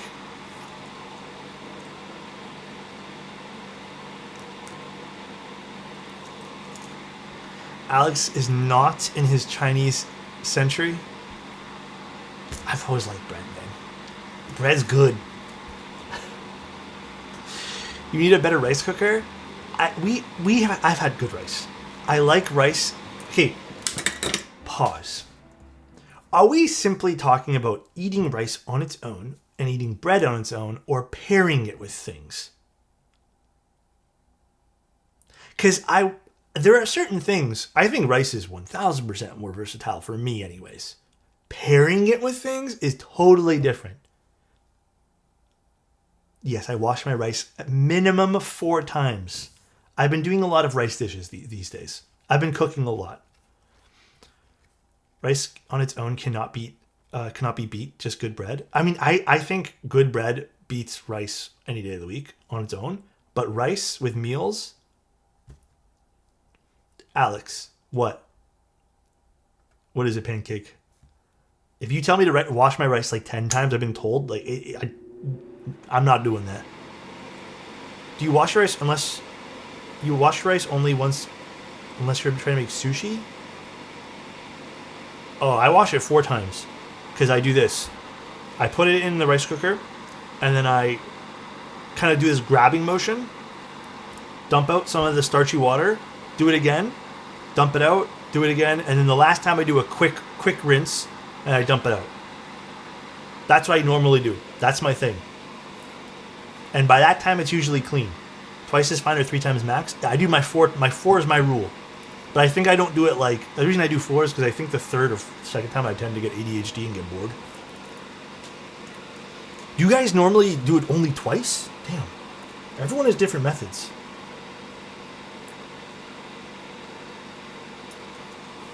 Four takes out the flavor? Really? I don't think so. I guess, okay, I would also like to see how long you guys are washing the rice. I think that's also an important conversation. Like, is it just a quick rinse and then go and then quick rinse? Or is it getting like, you know, are you scrubbing it or anything? Do we have research material on this topic? True, do we?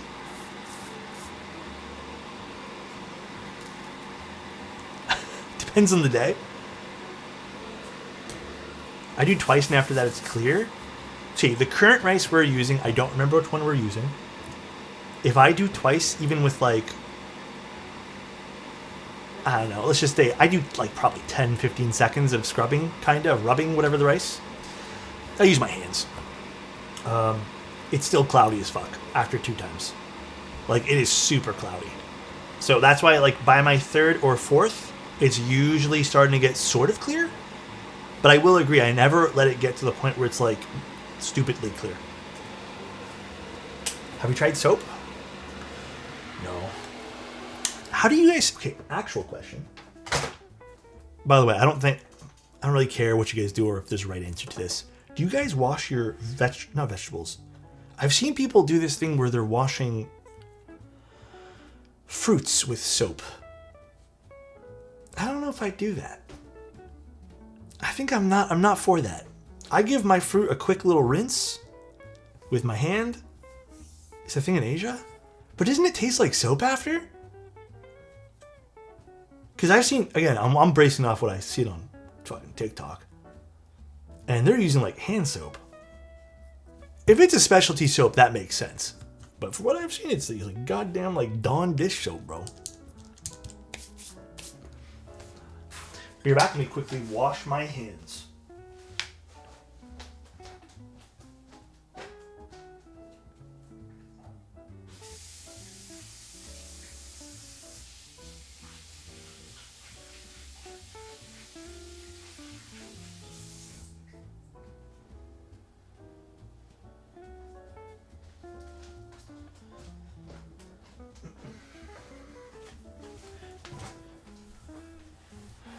You can also use vinegar and salt. Dude, I find when I even tried that once or twice, it still tastes weird to me. I'm not into it, personally. I just give everything a quick rinse. The remaining starch won't kill you? Oh, okay. You know what? I'm going to try doing it twice and see what happens next time I do rice, which might be tomorrow, actually. I'm going to try that. Wash with fruits with thick rinds like orange and lemons with light amount of soap as far as I go. Rinse right after. What's the specialty soap called? That's interesting too. All right, put this back in now. The wax scares me.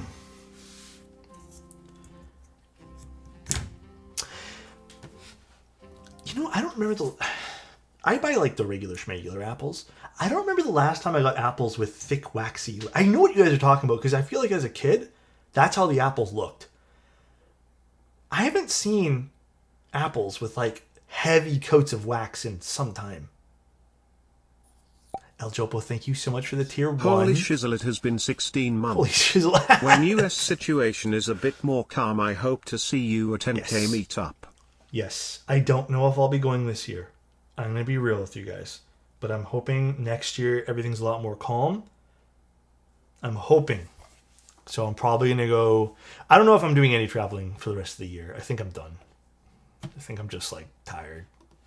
But I'm going to go to the Canadian stuff. Might even do some stuff within Canada and different provinces, but see what other meetups are going on.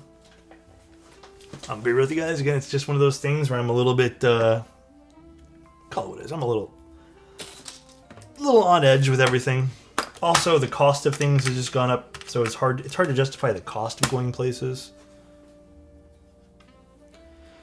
Can I ask honestly what you're concerned about coming to the US? Yeah, I mean, I don't mind answering. Quite frankly, listen, it's a personal feeling. It's a personal on-edge feeling because I've been to the US during a lot of like the, scary stories that people have told. Like I've still gone and had good experiences within the United States. The last time I went to the States, I got asked a lot of weird, like I've never been asked before, traveling to the same place I always travel to. And it was a little unsettling. I didn't like some of the questions I was being asked. Like, it just felt like really random. And, I don't know. I don't feel great about it, if I'm being real. Like, it didn't make me feel, like, super confident, So it's one of those things right now where, like, yeah, it makes me feel, like, shitty. And with the conflicts in the world going on, too, like, I'm probably just not going to go. Oh, no, you don't have to say no hate. I knew you weren't hating. Because it sucks too, because I know a lot of my like good friends and closest people that I know are in the States. So it's not like I don't want to come. Just, state of affairs type thing. Unc, what board is this? This is the Seal 80 in green. Only gonna get worse with them putting ice in airports. I didn't even know that was a thing. I don't know. I'm just, like I said, I'm just like not in the mood to like travel right now. Listen, I'm not really a guy who gets like super weirded out by things either. Usually I'm pretty just kind of shrug, move on with a straight face, but I also want to meet you, being that weird goober in your chat. Hey man, if you ever come to the Toronto meetups this year, or anything in Canada, I might be there for most of them. Probably the Toronto one for sure. Come to TN, Scooped is here. I've already met Scooped. But I need to meet you guys next. There's a crap ton going on here. Yeah, there's a lot of stuff. That's what I'm saying. It's nothing to anyone's, no person. It's just, I just don't feel like having unsettling feelings while I'm going out. It's just one of those things. And you can blame it on a million different things. We can blame it on, which way does this go? Whatever current affair is going on right now, because there's a lot.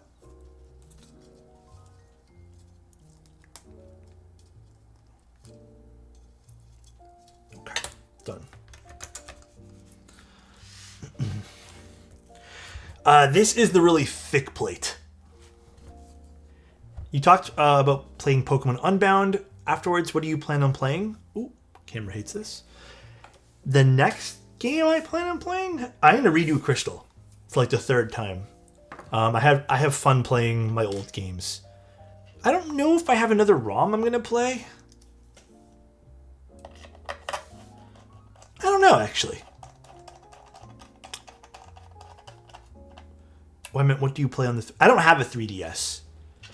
I mean, I do have a 3DS. I just don't use it. I don't feel like buying games for that. I don't know what I'm going to play, though. I'm not going to lie. There's a few handheld devices in which I'd love to pick up if I had some extra cash floating around. That I can maybe play some, like, older games that I don't... Listen, I have a few games that I have for PlayStation 1 and even PlayStation 2. I would love to play those again. I do not have a PlayStation 1 or 2 anymore, but I have the games. So I want to be one of those guys who finally pulls the card of, I own the game, I'm going to download the backup copy. I don't care. I have no way to play them. I'm not buying another console. I can't even set it up to the TV. I refuse to buy all the cables and stuff needed. Does the Analog Pocket or other device pique your interest? I have an Analog Pocket. Love it. That's what I've been using. I mean, yeah, that's what I plan on doing. I was thinking about emulating on the, emulating the games I own on the Steam Deck, but I kind of just want to leave the Steam Deck for what it is. Like, I don't want to touch it further. I like it the way it is. I don't want to, ruin it. I know it sounds stupid, but I'm just going to keep it for Steam. Keep it separate. This is so pretty. This looks better in aluminum compared to the polycarbonate unit. All right, next up we are grabbing keycaps. So let's just see what I got here. Actually, you know what would look really good on this? Hold on, I have an idea.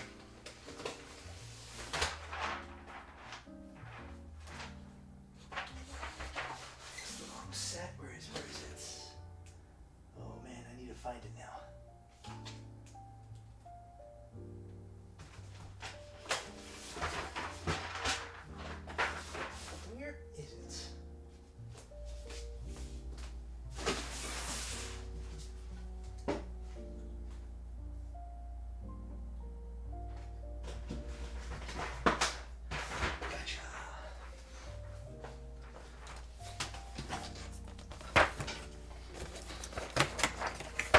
I think Metropolis looks sick on this. What's your favorite sounding Hall effect switch? There's maybe been some developments with that, but I still think one of the nicest sounding ones is probably going to be the Geon. The Geon Raw. I'm trying some new ones, so there might be some developments in the future.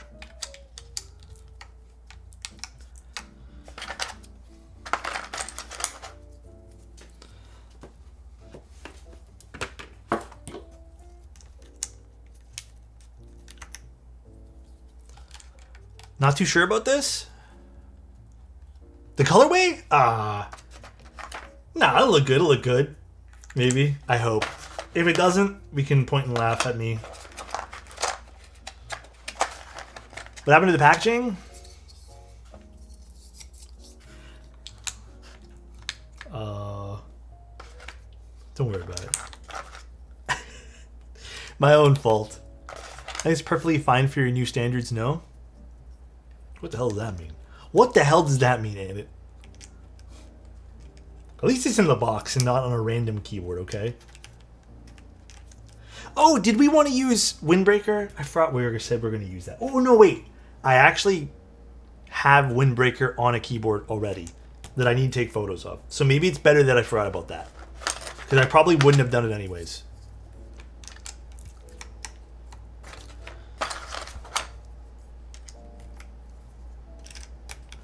Tribal?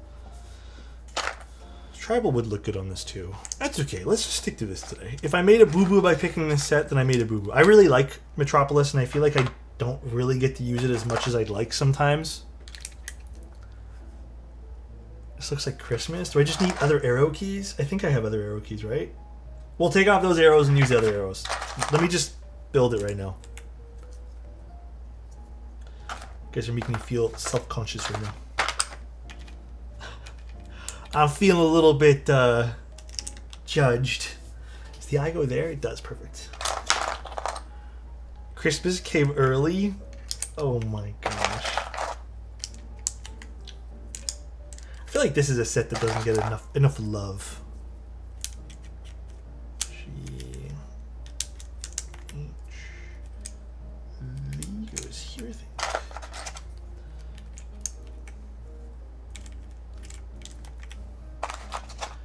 Most people in the hobby these days weren't around for this set.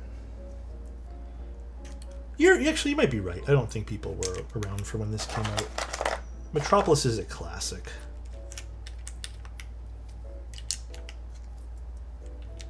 Okay, maybe it's just the red arrows throwing this off, so maybe I do have to swap to the other arrows here. Oh, this is the wrong control. Wob would also look very good on this. I agree.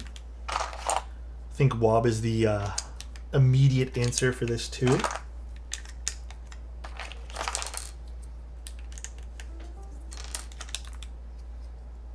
We'll take off the arrows after.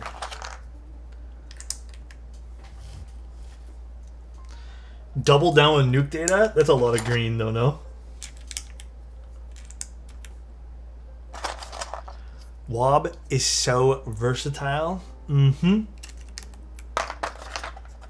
It is. T8.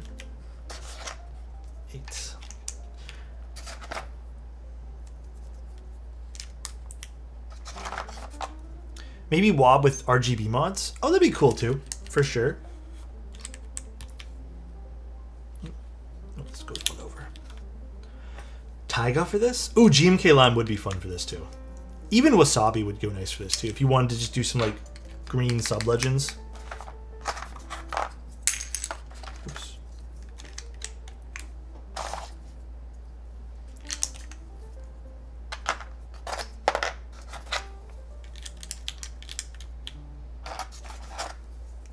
You know, I actually don't think this looks that bad. I think it's just literally these red arrows throwing it off for you guys. I think that's honestly it. Look, we take these off, different looking keyboard now, okay? It's just the arrows.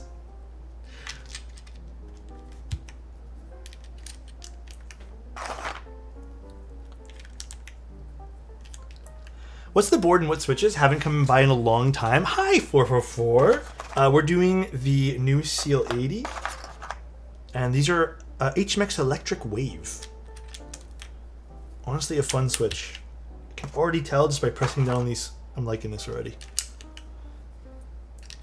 Metro looks nice on the screen, low key. I'm telling you, it looks good. I had a good feeling about it. I thought it'd be a fun combination. Again, maybe it's just we need to use non-accented anything here. Maybe that's the move. Perhaps.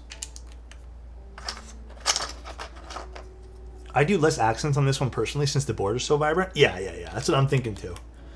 We're all on to something right now. We are. Collectively. What's the point of removing command and win keys? For the vibes. There's no good answer to give you. For the aesthetics. The finishing's really good on this board. Even on the PC unit, it was really nice too.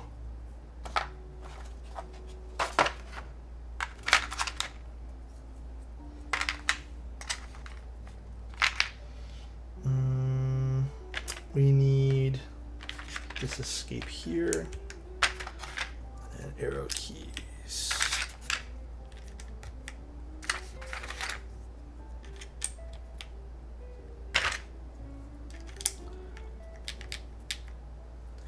And I need the other control, although I think I'm missing one of the controls here. Am I? And then I need a numlock. We're going to use Nef lock since he designed the damn thing. Print, screw, and then pause. There's pause here. I think this looks good. Just FYI. Haters may hate. Cough, cough, and it. But I actually think this looks really good with this.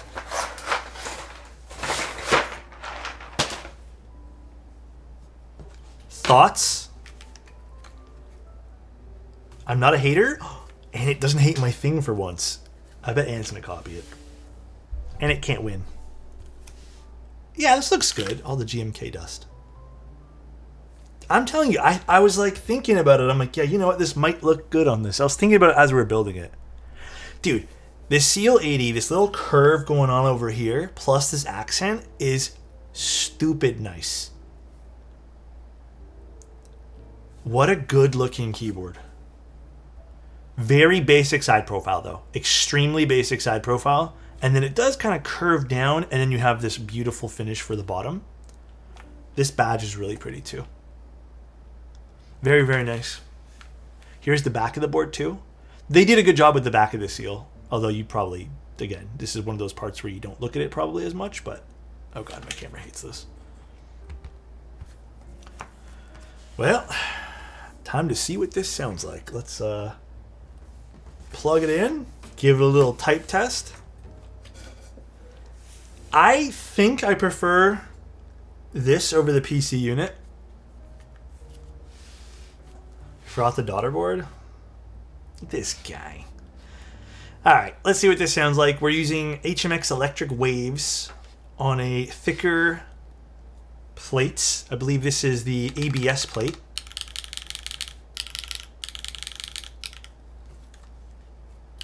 Did I actually forget to plug this in?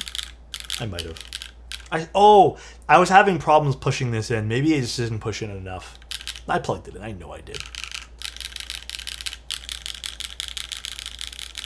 Well, okay. I need to go push in the daughter board a bit more, but it's okay. Thank you. I appreciate your jujitsu. What's the best looking and sounding pre-built? Probably the Evo 80 lately has been one of my favorites. The DB isn't in there? I don't have a daughter board for it then. It was in there. Oh my god. Whatever. Let's just type on it and see what it sounds like.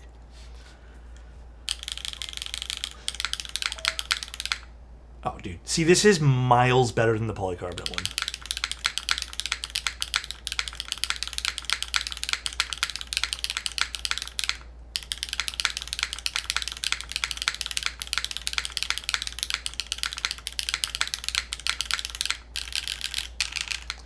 Nice switches. They are a bit more full, huh?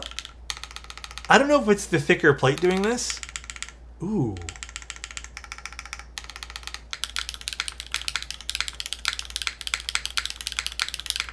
Ooh, I like the overall tonality of this. Ooh.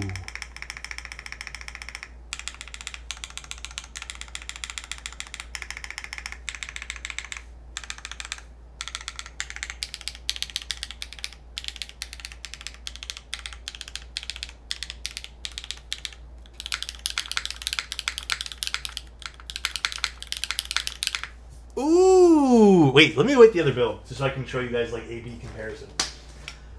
Where did I stick the other build now?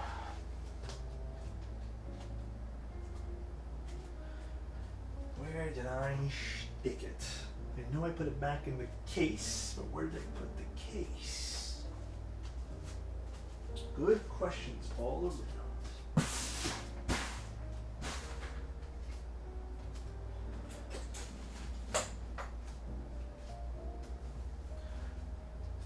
You know, my hands aren't as dry today, but they're like burning still at the same time. Gotta get the case for this. Oh boy. Oh, did I pack it already? No way I did.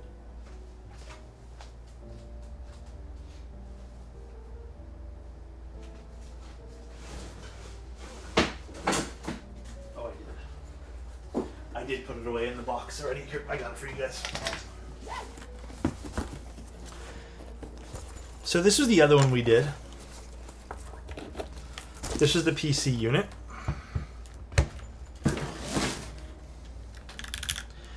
Now the PC unit, I felt it was a bit flat, and I can't remember what switch we used for this. Cherries. Cherries are normally not flat. Yeah, like compared to this board.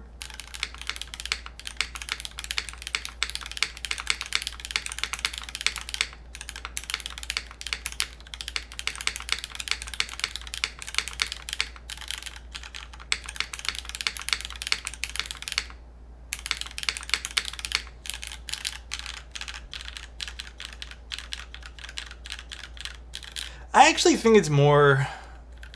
Yeah, I think, you know, now that I'm hearing things, it might even just be the plate that we used. I think this was just a standard aluminum plate.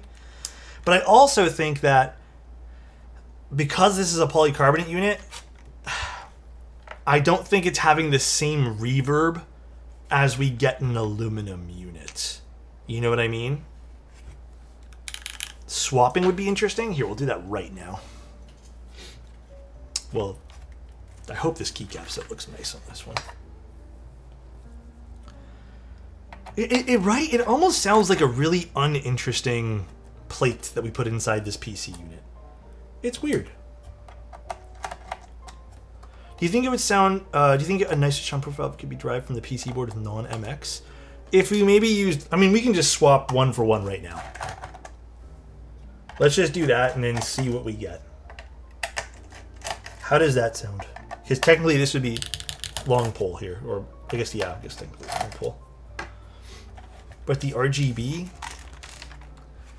Put me RGB. Let's throw those over there.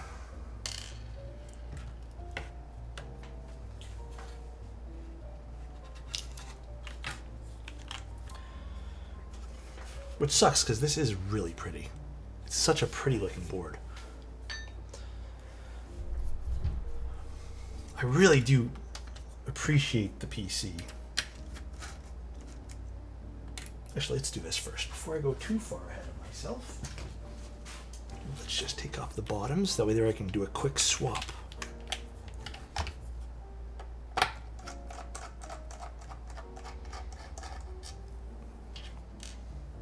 What happened? What about the MX?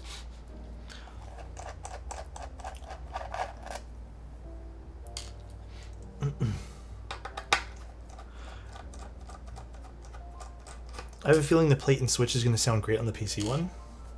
It probably will. I think maybe we need a long, or not long, but just a louder switch in general for the PC unit.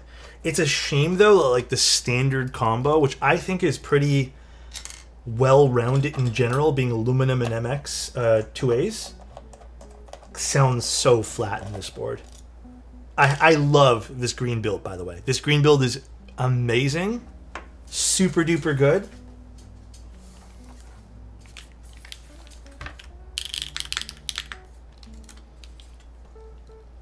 But then again, maybe it is a little bit of the yeah, this oh boy. This daughterboard cable's like in there good.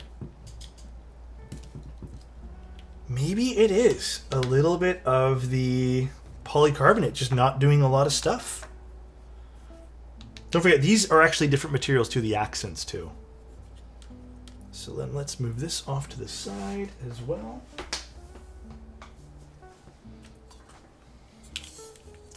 Yeah, I'm sorry if the autofocus is freaking out. Maybe.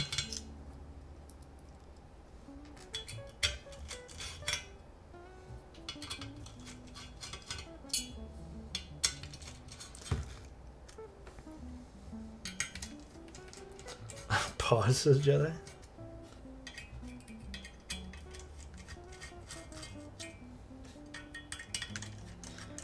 But after this, guys, I am going to probably go take a shower, and then I'm going to try to rest for a little bit today. I'm probably going to do a little bit of content stuff tonight, like after I've taken some time to myself today, but this week has been... I mean, how many keyboard streams did I do, or even builds this week? This week has been a long one, man.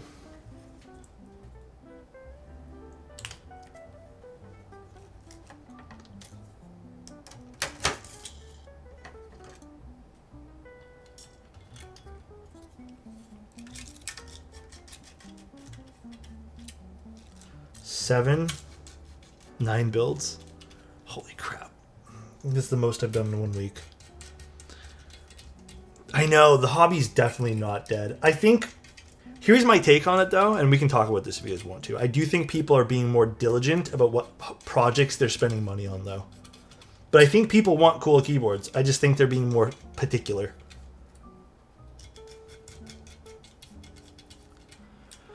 Oh, by the way, as much as I want to, I don't think I'll have time this week, and I hope I can find one day to do it. I don't think I'm doing a Manta build this week. I know I'm getting them in. I just don't think I have time on the schedule. I think it's going to have to be postponed until next week.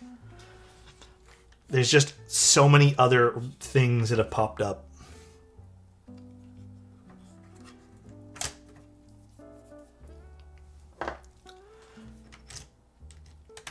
Thank you, sure. Yeah, more people are coming into the custom keyboard community. I think so too. And as usual too, like if you guys want, I've updated the vendor list. I actually removed a few vendors this week. Just people like I sometimes reach out to vendors who I like get a little sussed out by, and then even some people I sort of work with normally. Like if I'm not hearing, I'll tell you one of them. One of them was Daily Clack. Unfortunately, I don't know what the hell's going on with them, but I keep getting bad sentiments from people who are shopping locally from them. And I just don't want to recommend if people who normally shop there are, not having a good time. Jiu-Jitsu, what about 65 or 75? If you're looking for a good 65 pre-built or 75 pre-built, what would be good for both of those? Chat, any suggestions? Oh, that's me. I apologize. Oh my god, that scared the shit out of me. Dude, why does it do that for? Fuck, that scared the shit out of me. I'm getting a call? It's spam. It's not even a real call. It's just spam. Dude, it's not supposed to come up on the screen. It just sometimes happens. So, I need to figure out though, what's a good pre-built for 65 or 75? Doesn't I mean, yeah, the Lumen Key 65 is actually pretty good. What's that other board? Yeah, the Evo 75 is actually a really good example too. I know we just said the Evo 80, but There's another one I thought that QWERTY Keys makes. I'm going to swap cameras here. To seize this pattern, it does not like this pattern. Apparently people have been having issues reaching out to Whiplash. So Whiplash has also been one that I think I need to remove them from my like banner roll thing. But yeah, I've been having issues with them too, like reaching out. I think orders are still being sent out. I've been told by a few clients that like the order is shipped, but they needed to contact Whiplash regarding stuff. And then Geist was off 2 years ago. I never added Geist back. But yeah, some people were having issues like contacting him. And even though the orders have shipped in some cases, I'm going to keep it a buck with you guys. I can't get a hold of him either. So I don't have any ill will because I think maybe some stuff happened. Because yeah, like Annette just said, I know there was a big storm where he was. But I think I'm just going to play it super duper safe right now and not put him back on the list until I get some responses or answers. It ain't nothing personal. I just don't think that would be responsible.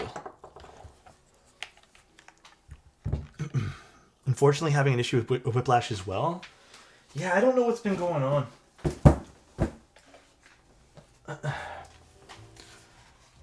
Yeah, Scrubs seemed like a great guy. I think you're right. I think it's either a string of bad luck recently, because he's been super great. He wanted to bring a lot of stuff to the hobby to Portugal, but unfortunately, we have to look at business as a business and not as a personal, like, feel bad for someone type thing. And if people aren't getting responses or support or products, then unfortunately the business aspect don't work. Hell, he got a cherry switch done? Yeah, I mean, that was really cool too. He did get a really sick cherry switch done.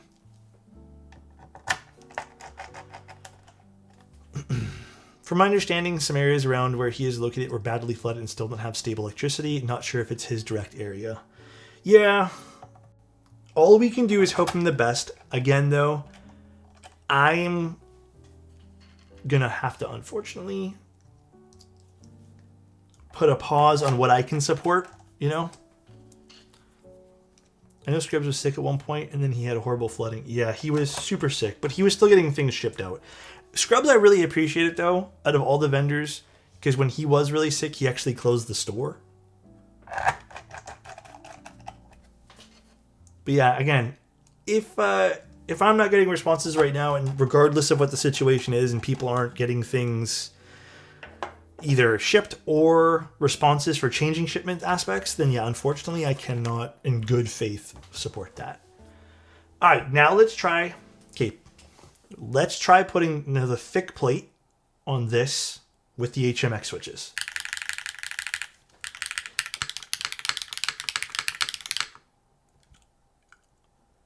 You can actually hear this is definitely a bit more like bassier.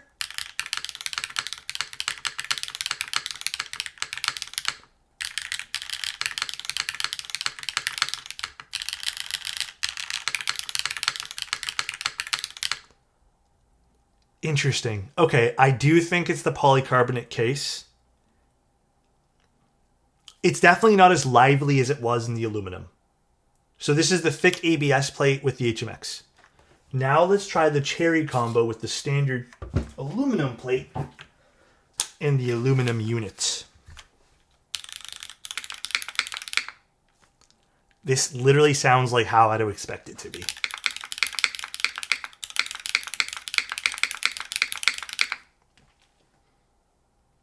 That sounds literally as I would, again, this sounds like the standard, like the aluminum MX2A special.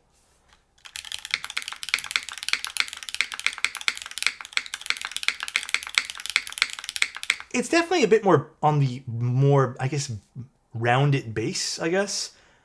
Has a bit more of like a pop sound to it. Not quite as bright, maybe, in some cases. It still sounds really, really good, though. I don't think the alphas are quiet. Okay, so my findings, now that we've gotten 2 units to try, which I really appreciate them sending 2 units out, by the way. I almost don't know how I feel about the PC unit. I'll keep it a buck with you guys. I think the PC unit should only really be paired if you're going to do long pulls. It sounded really flat and honestly not that appealing with the cherry switches, like the standard, you know. I wouldn't say skip the PC unit, but I'd say it's very specific. The Alu is fantastic. It's a shame because I love the way the PC looks. I don't know. What do you guys think? All right, the seal though, in aluminum, I love it. Fantastic. I still think if you're going to buy this board, get some fun options for it. If you were already invested in Seal 80, get the thick plate, bro. Just get it. It sounds so good. It's so good, dude. I think Alu looks better. The carved out nav. Oh yes, let's zoom back into that. Let's see. Let's do a little zoom here. Which nav cluster do you guys like more? Do you guys like the green one or the polycarbonate one? Actually, you're right. The nav cluster on the aluminum does have a nicer look on aluminum. The anodization looks amazing on that. Yeah, it's kind of tough to tell on this one here. Okay, you know what? Maybe this is a board for Alu. Maybe we just stick with the Alu units. Yeah. How does the APS plate feel? I wouldn't say it has like a particularly like tough feeling or anything like that. I almost don't really even notice it. It's strange. I don't really know how to describe it. You almost don't notice it. It just feels like more like firm and full, but also not like it's hard to type on. If you're having problems with the vendor on the list, yes, send it to me. I unfortunately, like going back to the vendor list for 1 second, I cannot shop from everybody at the same time. I do rely on experiences as well. But I usually reach out to vendors after I hear stuff and try to investigate more. I've had cases where people have had one-off experiences that have truly, honestly been kind of one-sided towards the customer and not accounting to things that they should have been aware of. So there have been cases where I've just ignored things, but like, yeah, I'm a decent judge of character when it comes to that. Maybe I'll try a thick PC plate in the future. I think the thick plate's nice. I don't think you can go wrong with both ABS and PEI when it comes to the thick plates. I don't think there's a wrong answer. They both sound good. But yeah, that's the builds, guys. 3.5 hours of building keybs today. I think the nicest build we did today was definitely the SW65. It sounds really good. Visually though, I do like the Seal 80 more.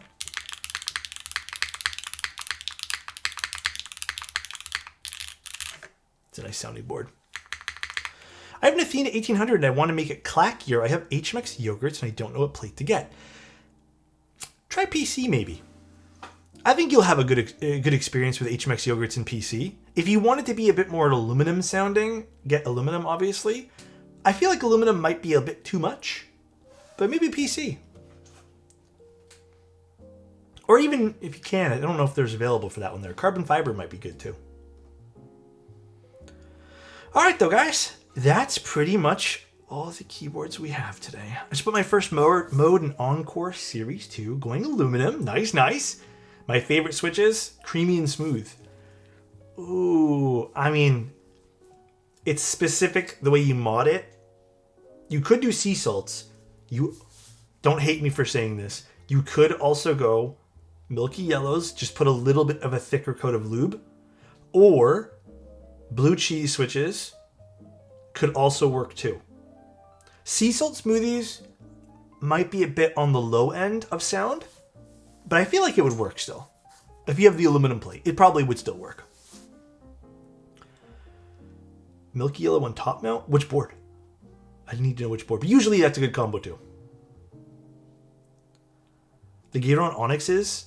Dude, those Gateron Onyx switches, actually, you know what, Scott? Maybe Gateron Onyx.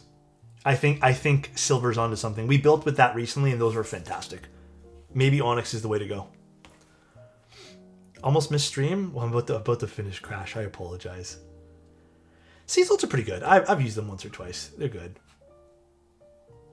All right, though, guys. I am pooped. Why is there like happy birthday playing in the back? I've gone so far down the jazz list that it's going jazz happy birthday songs. All right, guys. Yeah, contact form, Mikey. I'm probably gonna chill for a little bit, and I might hop on to like answer some DMs and emails. But I'm probably gonna take a little break here. I think I'm keyboarded out this week. I've done 9 on-stream builds, and I've also done 2 off-stream builds plus repairs. I've had like no time to even think for myself today, other than a few hours at night the other day. We're gonna call it. If you guys are interested in the SW65, go check it out. The raffles should be up within the next, I guess now? I think the raffle's live, the 22nd. And then the Seal 80, if you guys are interested. Today wasn't really the review, so you can go look at the review for it fully, but fun doing a rebuild for that. You guys have a good one. Let's see who's live. Let's see. Let's see. Bull's live? Oh, he's building an NPR. I thought no one was going to review those. Let's go raid Mr. Bull. Ooh, I do like the sound of this. I'm going to have to type on this for the rest of the day. That's good. I don't even know where the smiley face came in, but that's good that it was there. No clue where the smiley face came in. That's hilarious. All right, you guys have a good one. Love you guys. I will talk to you very soon. I'll be live tomorrow. We'll be on the struggle bus with building another 7. So that should be fun. But bye, guys. Love you, and good night. Bye-bye.